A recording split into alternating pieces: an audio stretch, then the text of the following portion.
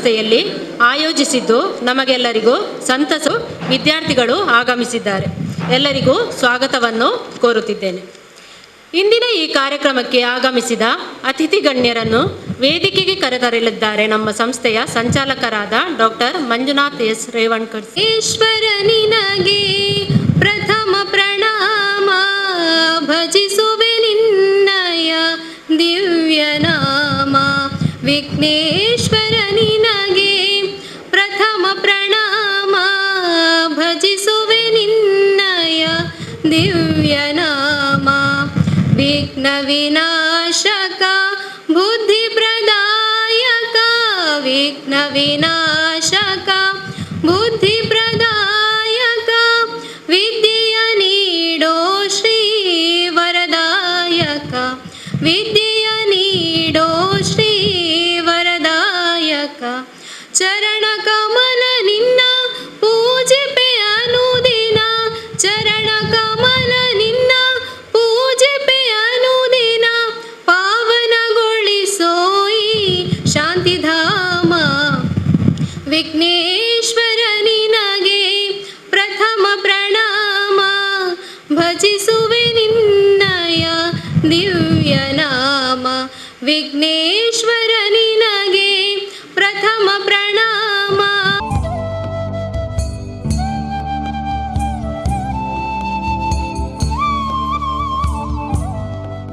ವೇದಿಕೆಯ ಮೇಲೆ ಆಸೀನರಾಗಿರುವ ಗೌರವಾನ್ವಿತ ಮುಖ್ಯೆಯಲ್ಲಿ ದಕ್ಷಿಣ ಕನ್ನಡ ಸಾಹಿತ್ಯ ಪರಿಷತ್ ಮಂಗಳೂರು ತಾಲೂಕು ಘಟಕ ಮತ್ತು ಸೂರಜ್ PU ಕಾಲೇಜು ಹಾಗೂ ರೋಟರಿ ಮಂಗಳೂರು ಸೆಂಟ್ರಲ್ ಇದರ ವತಿಯಿಂದ ವಿದ್ಯಾರ್ಥಿ ವಿಜಯಪಥ ಎಂಬ ಕಾರ್ಯಕ್ರಮವು ನಡೆಯುತ್ತಿದ್ದು, ಈ ಕಾರ್ಯಕ್ರಮದ ಮಾಹಿತಿ ಕಾರ್ಯಾಗಾರ ಸಂಪನ್ಮೂಲ ವ್ಯಕ್ತಿ doctor T. Krishnamurthy sir Ujire ಇವರಿಗೆ ಎಲ್ಲರ ಪರವಾಗಿ ಹೃತ್ಪೂರ್ವಕ ಸ್ವಾಗತವನ್ನು ಬಯಸುತ್ತೇನೆ. ಇವರಿಗೆ ಹೂವನ್ನು ನೀಡಿ ಸ್ವಾಗತಿಸಬೇಕಾಗಿ ನಮ್ಮ ಸಂಸ್ಥೆಯ ಅಧ್ಯಕ್ಷರಾದ ಡಾಕ್ಟರ್ ಮಂಜುನಾಥ್ ಎಸ್ ರೇವಂಕರ್ ಇವರಲ್ಲಿ ವಿನಂತಿಸಿಕೊಳ್ಳುತ್ತೇನೆ. ನಮ್ಮ ಈ ಕಾರ್ಯಕ್ರಮದ ಮುಖ್ಯ ಅತಿಥಿಗಳಲ್ಲೊಬ್ಬರಾದ ಡಾಕ್ಟರ್ ಕುಮಾರ್ IAS ಜಿಲ್ಲಾ ಪಂಚಾಯತ್ CEO ಇವರಿಗೆ ಎಲ್ಲರ ಪರವಾಗಿ ಹೃತ್ಪೂರ್ವಕ ಸ್ವಾಗತವನ್ನು ಬಯಸುತ್ತೇನೆ. ಇವರಿಗೆ ಹೂವನ್ನು ನೀಡಿ ಸ್ವಾಗತಿಸಬೇಕಾಗಿ ಅಧ್ಯಕ್ಷರಲ್ಲಿ ವಿನಂತಿಸಿಕೊಳ್ಳುತ್ತೇನೆ.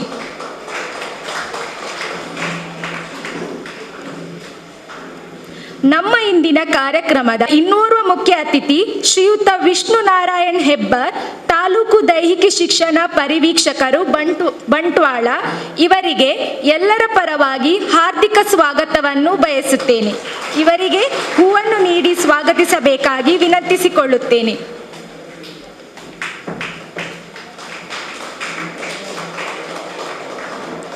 ನಮ್ಮ ಇಂದಿನ ಕಾರ್ಯಕ್ರಮದ ಇನ್ನೋರ್ವ ಮುಖ್ಯ ಅತಿಥಿಗಳಾದ ಶ್ರೀಯುತ ಗಣೇಶ್ ಪ್ರಸಾದ್ ಗೌರವ ಕಾರ್ಯದರ್ಶಿ, ಶ್ರೀಯುತ ಸುಬ್ರಾಯ ಭಟ್ ಕೋಶಾಧಿಕಾರಿ, B. ಕೃಷ್ಣಪ್ಪ ನಾಯ್ಕ್ ಮಂಗಳೂರು ಪದಾಧಿಕಾರಿ, NS ದೊಡ್ಮನಿ ಸದಸ್ಯರು ಇವರಿಗೆ ಗೌರವಪೂರ್ವಕ ಸ್ವಾಗತವನ್ನು ಬಯಸುತ್ತೇನೆ.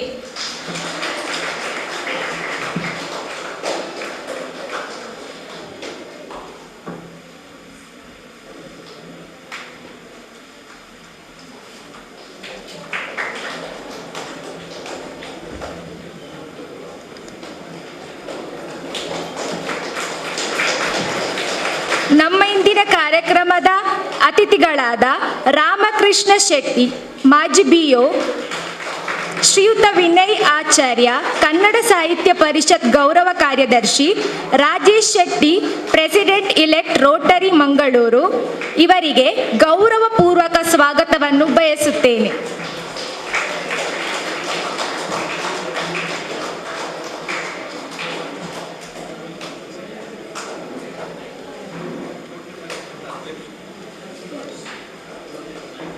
ಮುಖ್ಯ ಅತಿಥಿ ರೊಟೇರಿಯನ್ G. ಸಾಯಿಬಾಬಾ ಅಧ್ಯಕ್ಷರು ರೋಟರಿ ಕ್ಲಬ್ ಮಂಗಳೂರು ಸೆಂಟ್ರಲ್ ಇವರಿಗೆ ಎಲ್ಲರ ಪರವಾಗಿ ಹೃತ್ಪೂರ್ವಕ ಸ್ವಾಗತವನ್ನು ಬಯಸುತ್ತೇನೆ.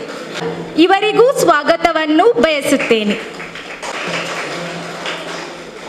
ಅಳವಡಿಸುತ್ತಾ ಉತ್ಸಾಹದಿಂದ ಕೆಲಸ ಕಾರ್ಯಗಳನ್ನು ನಡೆಸಿಕೊಂಡು ಹೋಗುತ್ತಿರುವ ಸಂಸ್ಥೆಯ ಆಧಾರ ಸ್ತಂಭವಾದ ನಮ್ಮ ಕಾರ್ಯಕ್ರಮದ ಅಧ್ಯಕ್ಷರಾದ ಡಾಕ್ಟರ್ ಮಂಜುನಾಥ್ ಎಸ್ ರೇವಂಕರ್ ಇವರಿಗೆ ಹಾರ್ದಿಕ ಸ್ವಾಗತವನ್ನು ಬಯಸುತ್ತೇನೆ.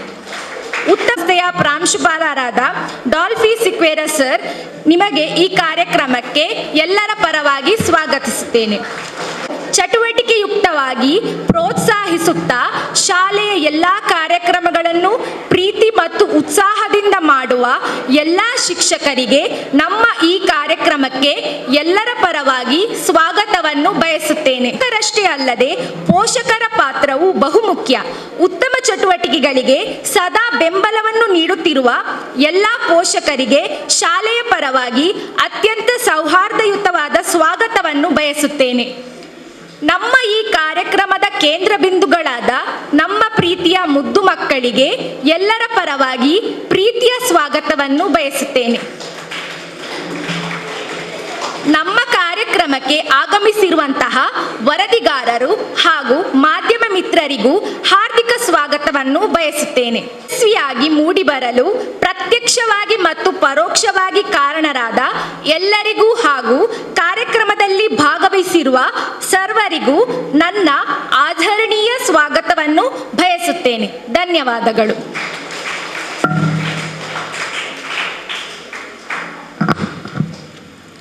ಅತಿಥಿಗಳನ್ನು ಸ್ವಾಗತಿಸಿದಂತಹ ಶ್ರೀಮತಿ ನಿಶಾ ಇವರಿಗೆ ಧನ್ಯವಾದಗಳು. ವೇತ್ತಿಗುಣೆ ಗುಣಿಪು ಮತ್ಸರಿ ಗುಣೇಚ ಗುಣರಾಗಿ ಚ ವಿರಲ ಸುರಲೋಚನ ಸುಭಾಷಿತ ಸಂಗ್ರಹ. ತನ್ನಲ್ಲಿ ಸದ್ಗುಣಗಳಿಲ್ಲದೆ ಇನ್ನೊಬ್ಬರ ಗುಣಗಳನ್ನು ಗುರುತಿಸಲು ಸಾಧ್ಯವಿಲ್ಲ. ಆದರೆ ಸದ್ಗುಣಗಳು ಬಹುತೇಕ ಮತ್ತೊಬ್ಬರ ಸದ್ಗುಣಗಳ ಬಗ್ಗೆ ಮತ್ಸರಿಗಳಾಗಿರುತ್ತಾರೆ. ತಾನು ಗುಣಶಾಲಿಯಾಗಿ ಇನ್ನೊಬ್ಬರ ಸದ್ಗುಣವನ್ನು ಗೌರವಿಸುವ ಜನರು ತೀರಾ ವಿರಳ.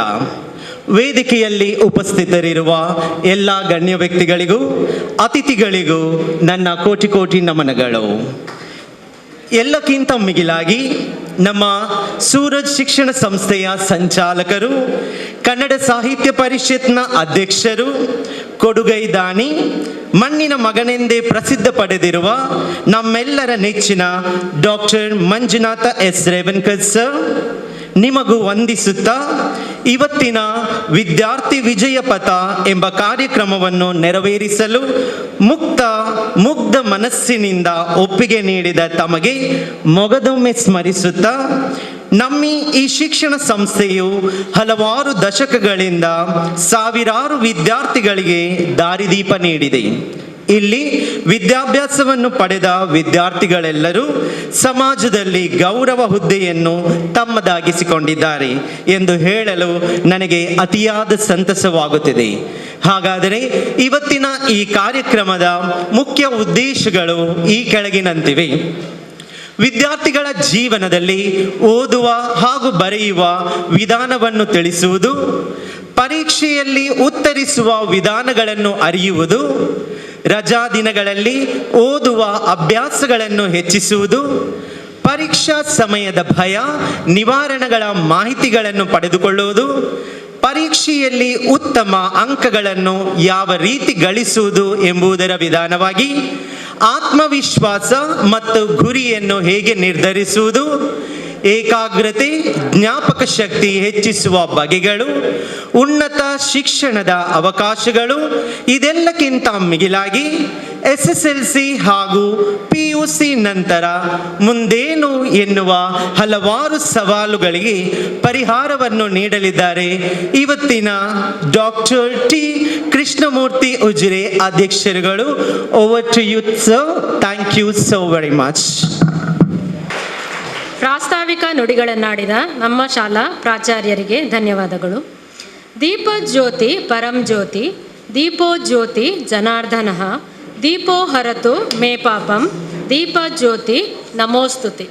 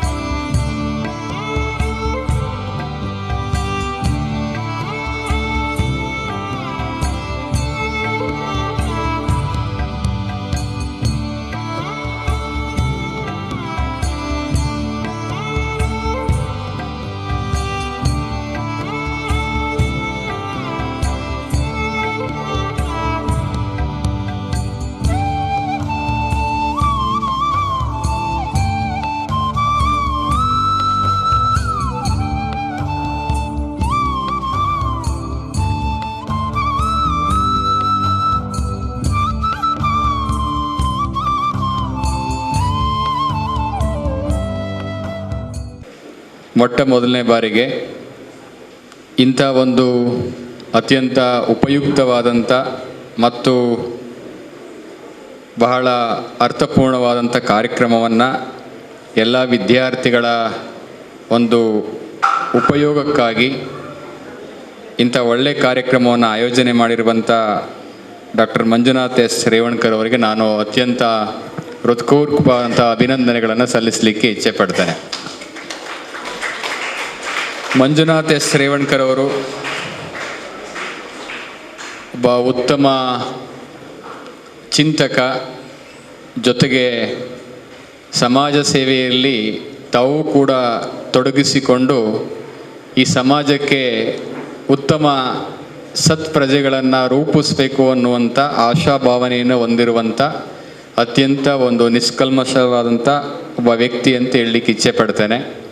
ಸುಮಾರು ದಿನಗಳಿಂದ, ಸುಮಾರು ವರ್ಷಗಳಿಂದ ನಾನು ಅವರ ಒಂದು ಕಾರ್ಯಚಟುವಟಿಕೆಗಳನ್ನು ಅತಿ ಎತ್ತರದಿಂದ ನೋಡ್ತಾ ಇದ್ದೇನೆ. ಸಾಹಿತ್ಯದ ಬಗ್ಗೆ ಅಭಿರುಚಿ ಇದೆ, ಕಾಳಜಿ ಇದೆ, ಪ್ರೀತಿ ಇದೆ, ಗೌರವ ಇದೆ. ಅದರ ಜೊತೆಗೆ ವಿದ್ಯಾರ್ಥಿಗಳ ಬಗ್ಗೆ ಅಪಾರವಾದಂಥ ಒಂದು ಭರವಸೆ ಇದೆ. ಹಾಗಾಗಿ ಇಂಥ ಒಂದು ಒಳ್ಳೆಯ ಶಿಕ್ಷಣವನ್ನು ಕಟ್ಟಿ ಉತ್ತಮ ಪ್ರಜೆಗಳನ್ನು ನಿರ್ಮಿಸಬೇಕು ಅನ್ನುವಂಥ ಒಂದು ಆಶಾಭಾವನೆಯನ್ನು ಹೊಂದಿ ಒಂದು ಒಳ್ಳೆಯ ಶಿಕ್ಷಣವನ್ನು ಕೊಡ್ತಾ ಇರುವಂಥ ಮಂಜುನಾಥ್ ಎಸ್ ರೇವಣ್ಕರ್ ಅವರು ಪ್ರಾಯಶಃ ಒಂದು ಒಳ್ಳೆಯ ಕೆಲಸವನ್ನು ಮಾಡ್ತಿದ್ದಾರೆ. ಅವರ ಒಂದು ಸಾಧನೆ, ಅವರ ಒಂದು ಪರಿಶ್ರಮ ಇದೇ ರೀತಿ ಮುಂದೆ ಹೋಗಲಿ, 4 ಜನರಿಗೆ ಮತ್ತು ಮಕ್ಕಳಿಗೆ ಒಂದು ಒಳ್ಳೆಯ ಸದುಪಯೋಗ ಆಗಲಿ ಅಂತ ನಾನು ಹೇಳಲಿಕ್ಕೆ ಇಚ್ಛೆ ಪಡ್ತಾ, ಅವರಿಗೆ ಎಲ್ಲ ರೀತಿಯಿಂದಲೂ ಕೂಡ ದೇವರು ಒಂದು ಒಳ್ಳೆಯ ಆಶೀರ್ವಾದವನ್ನು ನೀಡಲಿ ಅಂತಲೂ ಕೂಡ ದೇವರಲ್ಲಿ ಪ್ರಾರ್ಥನೆಯನ್ನು ಮಾಡಿಕೊಳ್ತಾನೆ. ಪ್ರೀತಿಯ ವಿದ್ಯಾರ್ಥಿಗಳೇ, ವಿದ್ಯಾರ್ಥಿ ವಿಜಯ ಪಥ ಅನ್ನುವಂಥ ಒಳ್ಳೆಯ ಶೀರ್ಷಿಕೆಯನ್ನು ಇಟ್ಟಿದ್ದಾರೆ. ವಿಜಯ ಪಥ ಅನ್ನುವಂಥದ್ದು ವಿದ್ಯಾರ್ಥಿಗಳಿಗೆ ಎಷ್ಟು ಅವಶ್ಯಕ, ಅದರ ಬಗ್ಗೆ ಯಾವೆಲ್ಲ ಕಾರ್ಯಕ್ರಮಗಳನ್ನು ನಾವು ಇಲ್ಲಿ ಹಾಕಿಕೊಂಡಿದ್ದೇವೆ, ಪ್ರಸ್ತುತ ವಿದ್ಯಾರ್ಥಿಗಳ ಮುಂದೆ ಇರುವಂಥ ಸವಾಲುಗಳು ಏನು, ಆ ಸವಾಲುಗಳಿಂದ ಹೊರಬರಲಿಕ್ಕೆ ಯಾವ ಕ್ರಮಗಳನ್ನು ಕೈಗೊಳ್ಳಬೇಕು ಅನ್ನುವಂಥ ಒಂದು ಚಿಂತನೆಗಳನ್ನು ಕೂಡ ಈ ಕಾರ್ಯಕ್ರಮದಲ್ಲಿ ಅಳವಡಿಸಿಕೊಳ್ಳಲಾಗಿದೆ. ವಿದ್ಯಾರ್ಥಿ ಜೀವನ ಅನ್ನುವಂಥದ್ದು ಅತಿ ಅವಶ್ಯಕ ಮತ್ತು ಅತಿ ಅಮೂಲ್ಯವಾಗಿರುವಂಥ ಒಂದು ಘಟ್ಟ. ಒಮ್ಮೆ ನೀವು ವಿದ್ಯಾರ್ಥಿ ಜೀವನವನ್ನು ಬಿಟ್ಟು ಹೋದ ನಂತರ ಮತ್ತೆ ಒಮ್ಮೆ ಆ ವಿದ್ಯಾರ್ಥಿ ಜೀವನ ಬೇಕು ಅಂದರೂ ಕೂಡ ನಿಮಗೆ ಯಾರಿಗೂ ಕೂಡ ಅದು ಸಿಗೋದಿಲ್ಲ. ಅಂಥ ಒಂದು ಅತ್ಯಮೂಲ್ಯವಾಗಿರುವಂಥ ಘಟ್ಟವನ್ನು ಸರಿಯಾಗಿ ಸದ್ಬಳಕೆಯನ್ನು ಮಾಡಿಕೊಳ್ಬೇಕು ಅನ್ನೋದು ಅವರ ಒಂದು ಆಶಯ. ಕಾರಣ ಇಷ್ಟೇ, ಸರಿದಾರಿನಲ್ಲಿ ಹೋಗಬೇಕಾದ್ರೆ ಸರಿದಾರಿನಲ್ಲಿ ಹೋಗಬೇಕು ಅಂತ ಹೇಳುವವರು ಯಾರಾದರೂ ಇರಬೇಕು. ಆದರ್ಶ ಪ್ರಾಯರಾಗಿ, ಪ್ರಜ್ಞಾವಂತರಾಗಿ, ಒಳ್ಳೆಯ ದಾರಿನ ತೋರಿಸೋ ಜನಗಳು ನಮಗೆ ಬೇಕಾಗಿದೆ. ನಮಗೆ ಕೆಟ್ಟ ದಾರಿ ತೋರಿಸುವಂಥ ವ್ಯಕ್ತಿಗಳ ಅವಶ್ಯಕತೆ ಇಲ್ಲ, ಒಳ್ಳೆಯ ದಾರಿ ತೋರಿಸುವಂಥ ವ್ಯಕ್ತಿಗಳು ಬೇಕಾಗಿದೆ. ಹಾಗಾಗಿ ನಿಮಗೆ ಇವತ್ತು ಒಳ್ಳೆಯ ದಾರಿ ತೋರಿಸುವಂಥ ಒಂದು ಭಾವನೆಯನ್ನು ಇಟ್ಕೊಂಡು ಒಳ್ಳೆಯ ಕಾರ್ಯಕ್ರಮವನ್ನು ಆಯೋಜನೆಯನ್ನು ಮಾಡಿದ್ದಾರೆ. Through this program, they are showing the right path to achieve something in your life. ಅದರಲ್ಲೂ ಕೂಡ SSLC ಎನ್ನುವಂಥದ್ದು ವಿದ್ಯಾರ್ಥಿ ಜೀವನದಲ್ಲಿ ಅತಿ ಅವಶ್ಯಕವಾಗಿರುವಂಥ ಒಂದು ಪ್ರಮುಖವಾದಂಥ ಘಟ್ಟ. ಇದು ಲೈಫ್ ಟರ್ನಿಂಗ್ ಪಾಯಿಂಟ್ ಅಂತ ಕರಿತೇವೆ. SSLCನಲ್ಲಿ ಚೆನ್ನಾಗಿ ಓದಿ ಚೆನ್ನಾಗಿ ಸಾಧನೆ ಮಾಡಿದಂಥ ಸಂದರ್ಭದಲ್ಲಿ ಮುಂದಿನ ಒಂದು ಭವಿಷ್ಯವನ್ನು ರೂಪಿಸ್ಕೊಳ್ಳಿಕ್ಕೆ ಸಾಧ್ಯ ಆಗುತ್ತೆ. ಹಾಗಾಗಿ ಪರೀಕ್ಷೆ ಅನ್ನುವಂಥದ್ದು ಭಾಳ ಅತಿ ಅವಶ್ಯಕವಾಗಿರುವಂಥ ಸಂದರ್ಭದಲ್ಲಿ ಅದನ್ನು ಸರಿಯಾಗಿ ನಾವು ಸದುಪಯೋಗವನ್ನು ಪಡಿಸ್ಕೊಳ್ಬೇಕಾಗತ್ತೆ. ಪರೀಕ್ಷೆ ಅಂತೇಳಿದರೆ ನನ್ನ ಪ್ರಕಾರ ಭಯ ಇರಬೇಕು. ಯಾವ ರೀತಿ ಭಯ ಅಂತೇಳಿದರೆ ಒಂದು ಗೌರವಯುಕ್ತವಾಗಿರುವಂಥ ಭಯ ಇರಬೇಕು. ಫಿಯರ್ನೆಸ್ ಅಂತ ಕರಿತೀವಿ, ಅದು ಇದ್ದಿರಬೇಕು.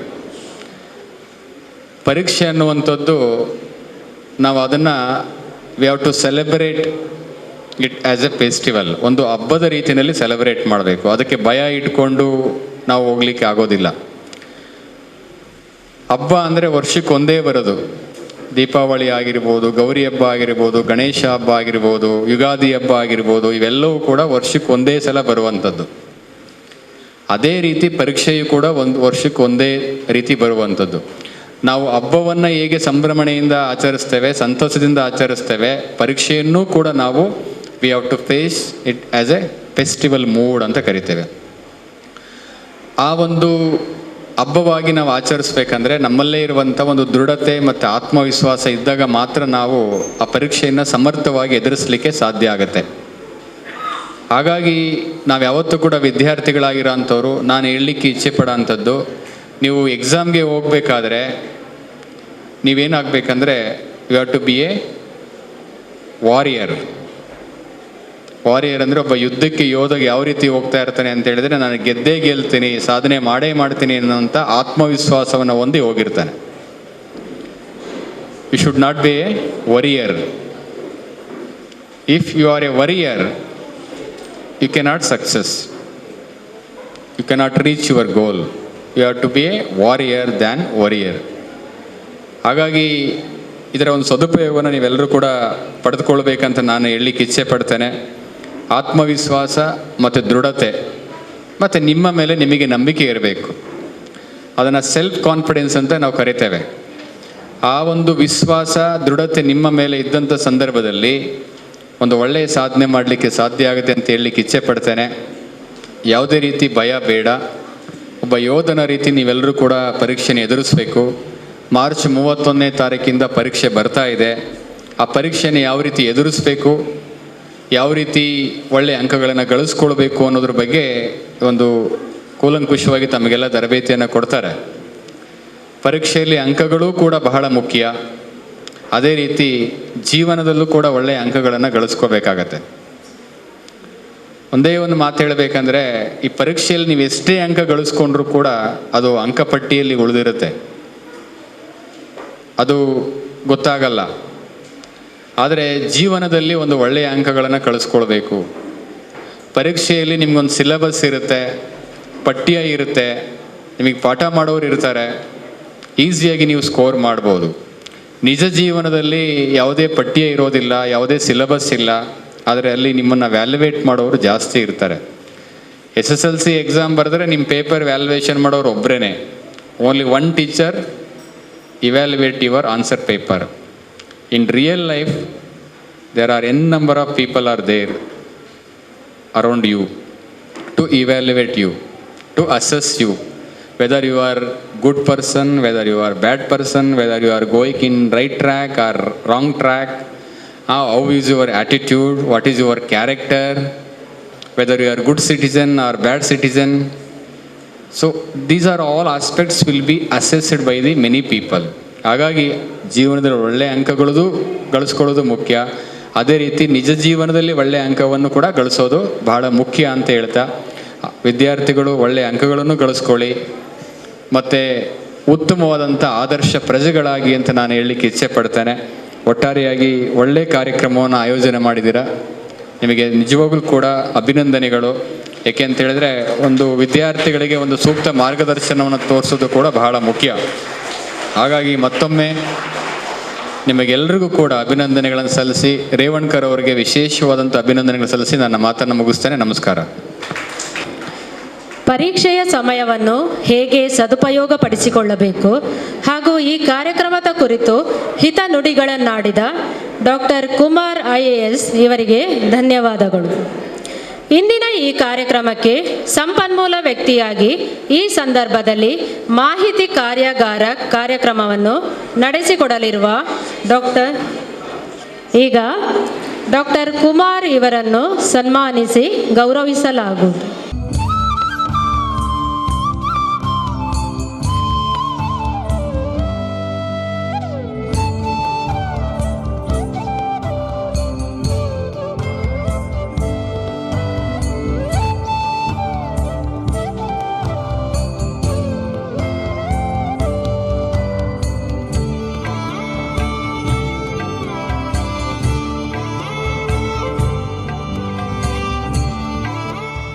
ಮಾಹಿತಿ ಕಾರ್ಯಾಗಾರ ಕಾರ್ಯಕ್ರಮವನ್ನು ನಡೆಸಿಕೊಡಲಿರುವ ಡಾಕ್ಟರ್ ಟಿ ಕೃಷ್ಣಮೂರ್ತಿ ಉಜಿರೆ ಇವರ ಕಿರು ಪರಿಚಯ ಮಾಡಿಕೊಡಲಿದ್ದಾರೆ ನಮ್ಮ ಸಂಸ್ಥೆಯ ಉಪನ್ಯಾಸಕಿಯಾದ ಶ್ರೀಮತಿ ಶೈಲಜಾ ಇವರು.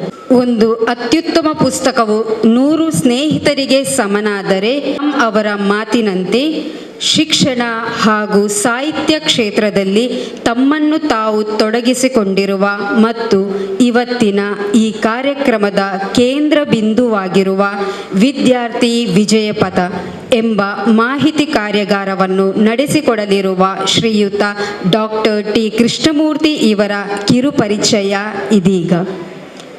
ಡಾಕ್ಟರ್ ಟಿ ಕೃಷ್ಣಮೂರ್ತಿ ಇವರು MA, MBA, PhD ಪದವೀಧರರು. ಶಿಕ್ಷಣ ಕ್ಷೇತ್ರದಲ್ಲಿ 46 ವರ್ಷಗಳ ಸುದೀರ್ಘ ಅನುಭವ ಹೊಂದಿದ್ದು 36 ವರ್ಷಗಳ ಕಾಲ ಉಪನ್ಯಾಸಕರಾಗಿ ತದನಂತರ ಪದವಿ ಕಾಲೇಜಿನ ಉಪ ಪ್ರಾಂಶುಪಾಲರಾಗಿ ಸೇವೆ ಸಲ್ಲಿಸಿರುತ್ತಾರೆ. ಪ್ರಸ್ತುತ ಇವರು ಶ್ರೀ ಧರ್ಮಸ್ಥಳ ಮಂಜುನಾಥೇಶ್ವರ ಪದವಿ ಪೂರ್ವ ಕಾಲೇಜಿನ ಪ್ರಾಂಶುಪಾಲರಾಗಿ ಕಾರ್ಯನಿರ್ವಹಿಸುತ್ತಿದ್ದಾರೆ.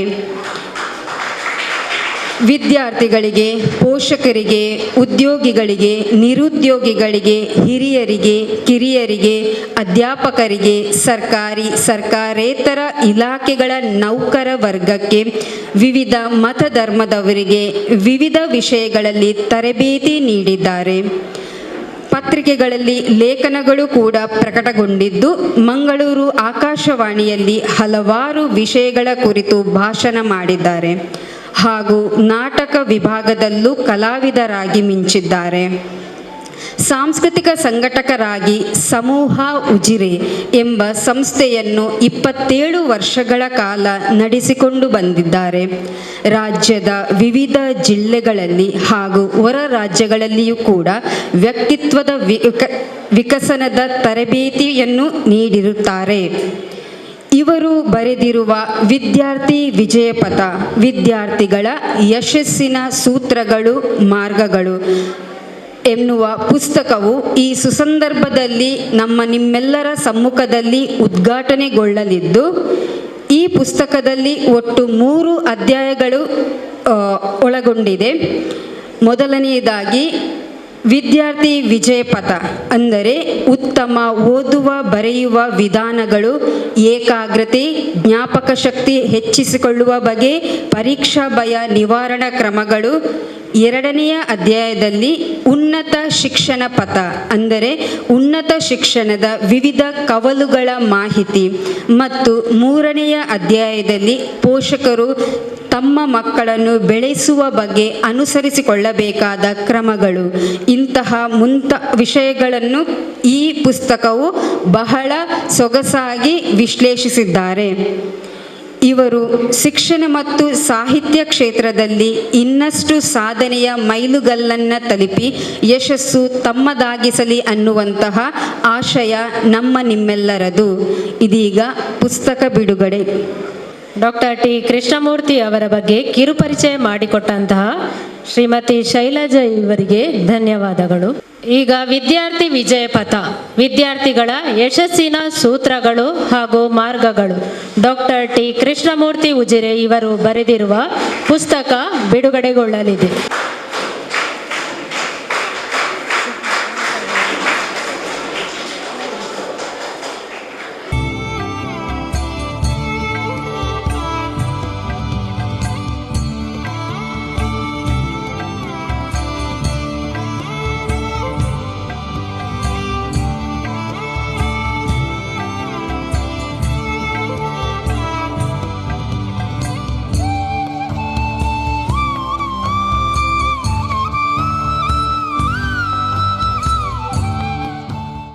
ಅತಿಥಿ ಗಣ್ಯರು ನಮ್ಮನ್ನು ಉದ್ದೇಶಿಸಿ ಹಾಗೂ ಈ ಕಾರ್ಯಕ್ರಮವನ್ನು ಉದ್ದೇಶಿಸಿ ಚುಟುಕಾದ ನುಡಿಗಳನ್ನಾಡಬೇಕಾಗಿ ಕೇಳಿಕೊಳ್ಳುತ್ತಿದ್ದೇನೆ. ನಮ್ಮ ಈ ಕಾರ್ಯಕ್ರಮಕ್ಕೆ ಸನ್ಮಾನ್ಯ UT ಖಾದರ್ ಅವರು ಆಗಮಿಸಿದರು.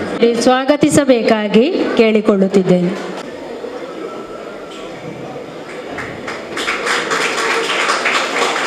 ಮುಖ್ಯವಾಗಿ ಮಾತನಾಡ್ತಾ ಇರುವಂತಹ ಅವರಿಗೆ ವಿಶೇಷವಾಗಿ ಪ್ರಶಸ್ತಿಯನ್ನು ಕೊಡ್ತಾ ಈ ಒಂದು ಕಾರ್ಯಕ್ರಮ ಅತ್ಯಂತವಾಗಿ ಈ ಕಾರ್ಯಕ್ರಮವನ್ನು ಮಾಡ್ತಾ ನಡೆಸ್ಕೊಳ್ಳುತ್ತಿರುವಂತಹ ಮುಖ್ಯ ಭಾಷಣಕಾರರಾದ ಕೃಷ್ಣಮೂರ್ತಿ ಅವರ ಭಾಷಣಕ್ಕೆ ಕಿವಿಗಳಾಗಿ ಪರಸ್ಪರ ಮಾತನಾಡದೆ ಬರುವ 20ನೇ ತಾರೀಕಿನಿಂದ 8 ಮತ್ತು 5 ಮತ್ತು 8 ಮತ್ತು 10ನೇ ತರಗತಿಯನ್ನು ಹೊರತುಪಡಿಸಿ ಪರೀಕ್ಷೆಗಳು ನಡೀತಾ ಇದೆ. ಹಾಗೆ ಉಳಿದಂತಹ ಪರೀಕ್ಷೆಗಳಲ್ಲಿ ನೀವು ಯಶಸ್ವಿ ಆಗಬೇಕು ಅಂದರೆ ನಮ್ಮ ಡಾಕ್ಟರ್ ಕೃಷ್ಣಮೂರ್ತಿಯವರ ಮಾತುಗಳಿಗೆ ಕಿವಿಗಳಾಗಿ ಕೇಳಿಸ್ಕೊಳ್ಳಿ ಹಾಗೂ ಜೀವನದಲ್ಲಿ ನಡೆಸ್ಕೊಳ್ಳಿ ಅಂತ ಹೇಳ್ತಾ, ನಿಮ್ಮ ಒಂದು ಪರೀಕ್ಷೆ ಕೂಡ ಮುಂದಿನ ದಿನಗಳಲ್ಲಿ ನಡೀತಾ ಇರುವಂತಹ ಇದರಲ್ಲಿ ನೀವು ಕೂಡ ಉತ್ತಮ ಅಂಕಗಳನ್ನು ಗಳಿಸೋದು, ಜೊತೆಗೆ ನಮ್ಮ CS ಅವರು ಹೇಳಿದಾಗೆ ಜೀವನದ ಪರೀಕ್ಷೆಯಲ್ಲೂ ಕೂಡ ಉತ್ತಮ ಅಂಕವನ್ನು ಗಳಿಸಬೇಕಾದ್ರೆ ನಾವು ಒಳ್ಳೆಯ ವ್ಯಕ್ತಿಗಳಾಗಬೇಕು ಅಂತ ಹೇಳ್ತಾ ಈ ಒಂದು ಕಾರ್ಯಕ್ರಮ ಕರೆದಂಥ ನನಗೆ ಈ ಸಂಘಟಕರಿಗೆ ವಂದಿಸ್ತಾ ನಾನು ಮಾತನ್ನು ಮುಗಿಸ್ತೇನೆ. ಜೈ ಹಿಂದ್, ಜೈ ಕರ್ನಾಟಕ. ಈಗ ನಮ್ಮನ್ನು ಉದ್ದೇಶಿಸಿ ಹಾಗೂ ಕಾರ್ಯಕ್ರಮವನ್ನು ಉದ್ದೇಶಿಸಿ ಸನ್ಮಾನ್ಯ UT ಖಾದರ್ ಅವರು ಹಿತನುಡಿಗಳನ್ನಾಡಬೇಕಾಗಿ ಕೇಳಿಕೊಳ್ಳುತ್ತೇನೆ. ಪ್ರಥಮವಾಗಿ ನಾನು ಸಂಸ್ಥೆಯ ಅಧ್ಯಕ್ಷರಾಗಿರುವಂಥ ಮಂಜುನಾಥ್ ರೇವಣ್ಕರ್ ಅವರಿಗೆ ಎಲ್ಲರ ಪರವಾಗಿ, ಹೆತ್ತವರ ಮತ್ತು ಪೋಷಕರ ಪರವಾಗಿ ನನ್ನ ವಿಶೇಷವಾದ ಅಭಿನಂದನೆಯನ್ನು ನಾನು ಇವತ್ತು ಸಲ್ಲಿಸ್ತೇನೆ. ಬಹುಶಃ ಇವತ್ತು ಈ ರೀತಿಯ ಕಾರ್ಯಕ್ರಮ ಮಾಡುವ ಮೂಲಕ ಅತ್ಯುತ್ತಮವಾದ ಸಂಪನ್ಮೂಲ ವ್ಯಕ್ತಿಗಳು ಬಂದು ಈ ವಿದ್ಯಾರ್ಥಿಗಳಿಗೆ ಆತ್ಮವಿಶ್ವಾಸದ ಮಾತುಗಳು ಮತ್ತು ಆ ದಿಕ್ಸೂಚಿ ಸಂದೇಶ ಕೊಡುವ ಮೂಲಕ ಇಲ್ಲಿರುವ ಎಲ್ಲ ವಿದ್ಯಾರ್ಥಿಗಳ ಆತ್ಮವಿಶ್ವಾಸ ಮತ್ತು ಧೈರ್ಯ ಖಂಡಿತವಾಗಿ ಜಾಸ್ತಿ ಆಗ್ತದೆ. ತಾವೆಲ್ಲರೂ ಕೂಡ ಅತ್ಯುತ್ತಮವಾದ ಪರೀಕ್ಷೆ ಬರೀತೆಂಬ ವಿಶ್ವಾಸ ಕೂಡ ಇವತ್ತಿದೆ. ಯಾವಾಗಲೂ ಮಾತಿದೆ, ಒಬ್ಬನಿಗೆ ನಾವು ಒಂದು ದಿವಸ ಊಟ ಕೊಡೋ ಬದಲು ಮೀನು ಕೊಡೋ ಬದಲು ಮೀನು ಹಿಡಲಿಕ್ಕೆ ಕಲಿಸ್ಬೇಕಂತೇಳಿ ಈಗ ಊಟ ಕೊಡೋದು ಮಾತ್ರ ಅಲ್ಲ, ಮೀನು ಹಿಡಿಸ್ಲಿಕ್ಕೆ ಕಲಿಸೋದು ಮಾತ್ರ ಅಲ್ಲ, ಮೀನು ಎಲ್ಲಿದ್ದಂತ ತೋರಿಸುವಂಥ ಕೆಲಸವನ್ನು ಮಂಜುನಾಥ್ ರೇವಣ್ಕರ್ ಇನ್ನಿತರ ಮುಖಾಂತರ ಮಾಡ್ತಾ ಇದ್ದಾರೆ ಅಂತ ಹೇಳಲಿಕ್ಕೆ ನಾನು ಇವತ್ತು ಬಯಸ್ತೇನೆ. ಎಲ್ಲ ವಿದ್ಯಾರ್ಥಿನಿಯರಿಗೆ ನೀವು ಭಾಳಷ್ಟು ಶ್ರಮಪಟ್ಟು ನಿಮ್ಮ ತಂದೆ ತಾಯಂದಿರ ಆಶೀರ್ವಾದ, ನಿಮ್ಮ ಶಿಕ್ಷಕ ವರ್ಗದ ಪ್ರೀತಿ ವಿಶ್ವಾಸ ಪಾಠಗಳ ಮುಖಾಂತರ 10ನೇ ಕ್ಲಾಸ್ನ ತನಕ ಒಂದು ಕಾಲಘಟ್ಟಕ್ಕೆ ತಾವೆಲ್ಲ ಇವತ್ತು ಬಂದು ನಿಂತಿದ್ದೀರಿ. ಇನ್ನು ಬಹುಶಃ ಈ ಒಂದು ಎಕ್ಸಾಮಿಂದ ಉತ್ತಮವಾದ ಮಾರ್ಕ್ ಪಡೆದ್ರೆ, ನೀವು ಉತ್ತಮವಾದ ಒಂದು ಕೋರ್ಸ್ PUCಯಲ್ಲಿ ಜಾಯ್ನ್ ಆದರೆ ಮುಂದಿನ 4-5 ವರ್ಷದಲ್ಲಿ ನೀವು ಯಾವ ಹಂತಕ್ಕೆ ಹೋಗಿ ಮುಡ್ತೀರಂತೇಳಿ ಯಾರು ಕೂಡ ಊಹಿಸಲಿಕ್ಕೆ ಸಾಧ್ಯ ಇಲ್ಲ. ನಿಮ್ಗೆಲ್ಲರಿಗೂ ಕೂಡ ಅತ್ಯುನ್ನತ ದೊಡ್ಡ ಸ್ಥಾನಕ್ಕೆ ಹೋಗೋದು ಅವಕಾಶ ಆಗಬೇಕು. ನಾನೊಬ್ಬ ಸೋದರನಾಗಿ ನಿಮ್ಗೆ ಹೇಳೋದೆಲ್ಲ ಇಷ್ಟೇ, ಒಂದು ಬಡತನದಲ್ಲಿ ಹುಟ್ಟಬಹುದು, ಬಡತನದಲ್ಲಿ ಸಾಯ್ಬೇಕಂದ್ರೆ ನಿಮಗೆ ಯಾರು ಕೂಡ ಹೇಳಿಲ್ಲ. ನಿಮ್ಮ ಬಡತನ ಕಷ್ಟವನ್ನು ದೂರ ಮಾಡಿ ಬಹುಶಃ ನಿಮಗೆ ಸ್ವಾಭಿಮಾನದ ಬದುಕು, ನಿಮ್ಮ ತಂದೆ ತಾಯಿ ನೆಮ್ಮದಿಯ ಜೀವನ ಕೊಡಬೇಕಾದ್ರೆ ಅದು ಶೈಕ್ಷಣಿಕ ಕ್ಷೇತ್ರದ ಸಾಧ್ಯವಿದೆ ಅಂತ ನಮಗೆ ಇತಿಹಾಸ ತೋರಿಸಿಕೊಟ್ಟಿದೆ. ಅಂಥ ಇತಿಹಾಸವಂತ ಇವತ್ತು ನಿರ್ಮಾಣ ನೀವು ಮಾಡಬೇಕಂತ ಕೂಡ ನಾನು ಹೇಳಲಿಕ್ಕೆ ನಾನು ಇವತ್ತು ಬಯಸ್ತೇನೆ. ಬಹುಶಃ ಇವತ್ತು ನಾನು ಹೆತ್ತವರಿಗೆ ಕೂಡ ಹೇಳೋದಿಷ್ಟೇ, ನಿಮ್ಮ ಮನೆ ಮತ್ತು ಕುಟುಂಬದ ಭವಿಷ್ಯ ಹೇಗಿದೆ ಅಂತ ನೋಡಬೇಕಾದ್ರೆ ನೀವು ಮನೆಯಲ್ಲಿ ಕೂತ್ಕೊಂಡು ನಿಮ್ಮ ಮನೆ ಮಾಡು ಸರಿ ಉಂಟಾ, ಮಾಡು ಸೋರ್ತದ, ಕಿಸೆಯಲ್ಲಿ ದುಡ್ಡು ಅಂತ ನೋಡ್ಬೇಕಂತಿಲ್ಲ. ನಿಮ್ಮ ಮನೆಯ ಮಕ್ಕಳ ಕಣ್ಣುಗಳನ್ನು ನೋಡ್ಬೇಕಂತೆ. ನಿಮ್ಮ ಮನೆಯ ಮಕ್ಕಳ ಕಣ್ಣುಗಳು ಪ್ರಕಾಶಿಸ್ತಿದ್ರೆ ಅದರ ಅರ್ಥ ನಿಮ್ಮ ಮನೆ ಕೂಡ ಪ್ರಕಾಶಿಸ್ತದೆ ಅಂತೇಳಿ. ನಿಮ್ಮ ಮನೆಯ ಮಕ್ಕಳ ಕಣ್ಣುಗಳು ಡಿಮ್ ಆಗಿದ್ರೆ ಅದರ ಅರ್ಥ ನಿಮ್ಮ ಮನೆಯ ಭವಿಷ್ಯ ಕೂಡ ಡಿಮ್ ಆಗ್ತದೆ ಅಂತೇಳಿ. ಆದ ಕಾರಣ ಯಾರು ಕೂಡ ನಿಮ್ಮ ಮಕ್ಕಳ ಕಣ್ಣುಗಳನ್ನು ಡಿಮ್ ಆಗಲಿಕ್ಕೆ ಬಿಡಬೇಡಿ. ಆಸಕ್ತಿಯಿಂದ ಇದ್ದು ಸಂಪೂರ್ಣವಾದ ಪ್ರೋತ್ಸಾಹವನ್ನು ಕೊಟ್ಟು ಅತ್ಯಂತ ಬೆಳಗಿಕೊಂಡು ಪ್ರಕಾಶವಂತ ಕೆಲಸವನ್ನು ಆಗಲಿ. ಆ ಕೆಲಸವನ್ನು ಇವತ್ತು ಮಂಜುನಾಥ್ ರೇವಣ್ಕರ್ ಅವರು ಈ ಕಾರ್ಯಕ್ರಮ ಮುಖಾಂತರ ಮಾಡಲಿಕ್ಕೆ ಇದ್ದಾರೆ ಅಂತ ಹೇಳಲಿಕ್ಕೆ ನಾನು ಇವತ್ತು ಬಯಸುವಂಥದ್ದು. ಅದಕ್ಕಾಗಿ ಮಂಜುನಾಥ್ ರೇವಣ್ಕರ್ ಅವರು ತಮ್ಮ ಒಂದು ಉದ್ದೇಶ ಎಲ್ಲರಿಗೂ ಅತ್ಯಂತ ಶ್ಲಾಘಿಸುವಂಥದ್ದು ಮತ್ತು ನಿಜವಾದ ದೇಶ ಪ್ರೇಮ ಅಂತ ಹೇಳಿದರೆ ಇದು ನಿಜವಾದ ದೇಶ ಪ್ರೇಮ ಅಂತ ನಾನು ಹೇಳಲಿಕ್ಕೆ ನಾನು ಇವತ್ತು ಬಯಸುವಂಥದ್ದು. ಯಾಕೆಂತ ಹೇಳಿದರೆ ಈ ಭಾರತ ದೇಶ ಬಲಿಷ್ಠವಾಗಬೇಕಾದ್ರೆ ನಾವು ಶಾಸಕರು ಮತ್ತು ಮಂತ್ರಿಗಳು ಬಲಿಷ್ಠರಾದರೆ ಭಾರತ ದೇಶ ಬಲಿಷ್ಠವಾಗುವುದಿಲ್ಲ. ಪಾರ್ಲಿಮೆಂಟಲ್ಲಿ ಕೂತ್ಕೊಳ್ಳುವಂಥ ಸಂಸದರ, ಪಾರ್ಲಿಮೆಂಟಲ್ಲಿ ಕೂತ್ಕೊಳ್ಳುವಂಥ ಮಂತ್ರಿಗಳು ಬಲಿಷ್ಠರಾದರೂ ಕೂಡ ಭಾರತ ದೇಶ ಬಲಿಷ್ಠವಾಗಲಿಕ್ಕೆ ಸಾಧ್ಯವಿಲ್ಲ. AC ರೂಮಲ್ಲಿ ಕೂತ್ಕೊಳ್ಳುವಂಥ IAS ಅಧಿಕಾರಿಗಳ AC ರೂಮಲ್ಲಿ ಕೂತ್ಕೊಂಡ ವ್ಯಾಪಾರಸ್ಥರು ಬಲಿಷ್ಠರಾದರೂ ಕೂಡ ಭಾರತ ದೇಶ ಬಲಿಷ್ಠವಾಗಲಿಕ್ಕೆ ಸಾಧ್ಯವಿಲ್ಲ. ಭಾರತ ದೇಶ ಬಲಿಷ್ಠವಾಗಬೇಕಾದ್ರೆ ಅದು ಕ್ಲಾಸ್ ರೂಮಲ್ಲಿ ಕಲಿಯುವಂಥ ವಿದ್ಯಾರ್ಥಿನಿಯರು ಮತ್ತು ಪ್ಲೇ ಗ್ರೌಂಡಲ್ಲಿ ಆಡುವಂಥ ವಿದ್ಯಾರ್ಥಿನಿಯರು ಬಲಿಷ್ಠವಾದಾಗ ಮಾತ್ರ ಈ ದೇಶ ಬಲಿಷ್ಠವಾಗಲಿಕ್ಕೆ ಸಾಧ್ಯವಾಗ್ತದೆ. ಆ ರೀತಿಯ ಒಂದು ದಿಕ್ಸೂಚ್ಯ ಮತ್ತು ದೂರದೃಷ್ಟಿಯ ಕಾರ್ಯಕ್ರಮ ಹಮ್ಮಿಕೊಂಡಿದ್ರಿ. ಇದು ಗ್ರಾಮೀಣ ಮಟ್ಟದ ಮಕ್ಕಳಿಗೆ ಖಂಡಿತವಾಗಿ ಅತ್ಯಂತ ಇವತ್ತು ಪ್ರಯೋಜನ ಆಗ್ತದೆ. ಕೃಷ್ಣಮೂರ್ತಿ ಅಂತವರು, ಖಾಲಿದ್ರವರು, ರಾಮಶೇಷ್ ಅಂತ ಎಲ್ಲ ಇದೇ ಎಲ್ಲರೂ ಕೂಡ ಇದ್ದಾರೆ. ಇವರೆಲ್ಲರ ಪ್ರೋತ್ಸಾಹ, ಪ್ರೀತಿ, ವಿಶ್ವಾಸ ಇವರಿಗೆ ಮತ್ತಷ್ಟು ಧೈರ್ಯ ತುಂಬಿ ತಾವೆಲ್ಲ ಕೂಡ ಅತ್ಯುತ್ತಮವಾದ ಮಾರ್ಕ್ ಪಡೆದುಕೊಂಡು ಅತ್ಯಂತ ದೊಡ್ಡ ಸ್ಥಾನಕ್ಕೆ ಹೋಗೋದು ಅವಕಾಶ ನಿಮ್ಮೆಲ್ಲರಿಂದ ಆಗಲಿ ಅಂತ ನಾನು ಕೇಳಿಕೊಳ್ತಾ ನಿಮ್ಗೆಲ್ಲ ನಾನು ಶುಭಾಶಯ ಸಲ್ಲಿಸಿಕೊಂಡು ನನ್ನ ಮಾತು ಮುಗಿಸ್ತೀನಿ. ಜೈ ಹಿಂದ್. ಪೋಷಕರಿಗೂ ಒಳ್ಳೆಯ ಸಂದೇಶವನ್ನು ನೀಡಿದಂತಹ ಸನ್ಮಾನ್ಯ ಶ್ರೀ UT ಖಾದರ್ ಅವರಿಗೆ ಧನ್ಯವಾದಗಳು. ಈಗ ಈ ಕಾರ್ಯಕ್ರಮಕ್ಕೆ ಖಾಲಿದ್ ಉಜಿರೆ ಅವರು ಆಗಮಿಸಿದ್ದಾರೆ. ಅವರಿಗೂ ಸ್ವಾಗತವನ್ನು ಬಯಸ್ತಿದ್ದೇನೆ ಹಾಗೂ ರಘು ಇಡ್ಕಿದು ಅವರಿಗೂ ಸ್ವಾಗತವನ್ನು ಬಯಸ್ತಾ ಇದ್ದೇನೆ. ರಘು ಇಡ್ಕಿದು ಅವರನ್ನು ನಮ್ಮ ಶಾಲೆಯ ಸಂಚಾಲಕರಾದ ಮಂಜುನಾಥ್ ಎಸ್ ರೇವಣ್ಕರ್ ಸರ್ ಹೂ ನೀಡಿ ಸ್ವಾಗತಿಸಬೇಕಾಗಿ ಕೇಳಿಕೊಳ್ತಾ ಇದ್ದೇನೆ. ಈಗ ಸನ್ಮಾನ್ಯ ಶ್ರೀ UT ಖಾದರ್ ಇವರನ್ನು ಸನ್ಮಾನಿಸಿ ಗೌರವಿಸಲಾಗುವುದು.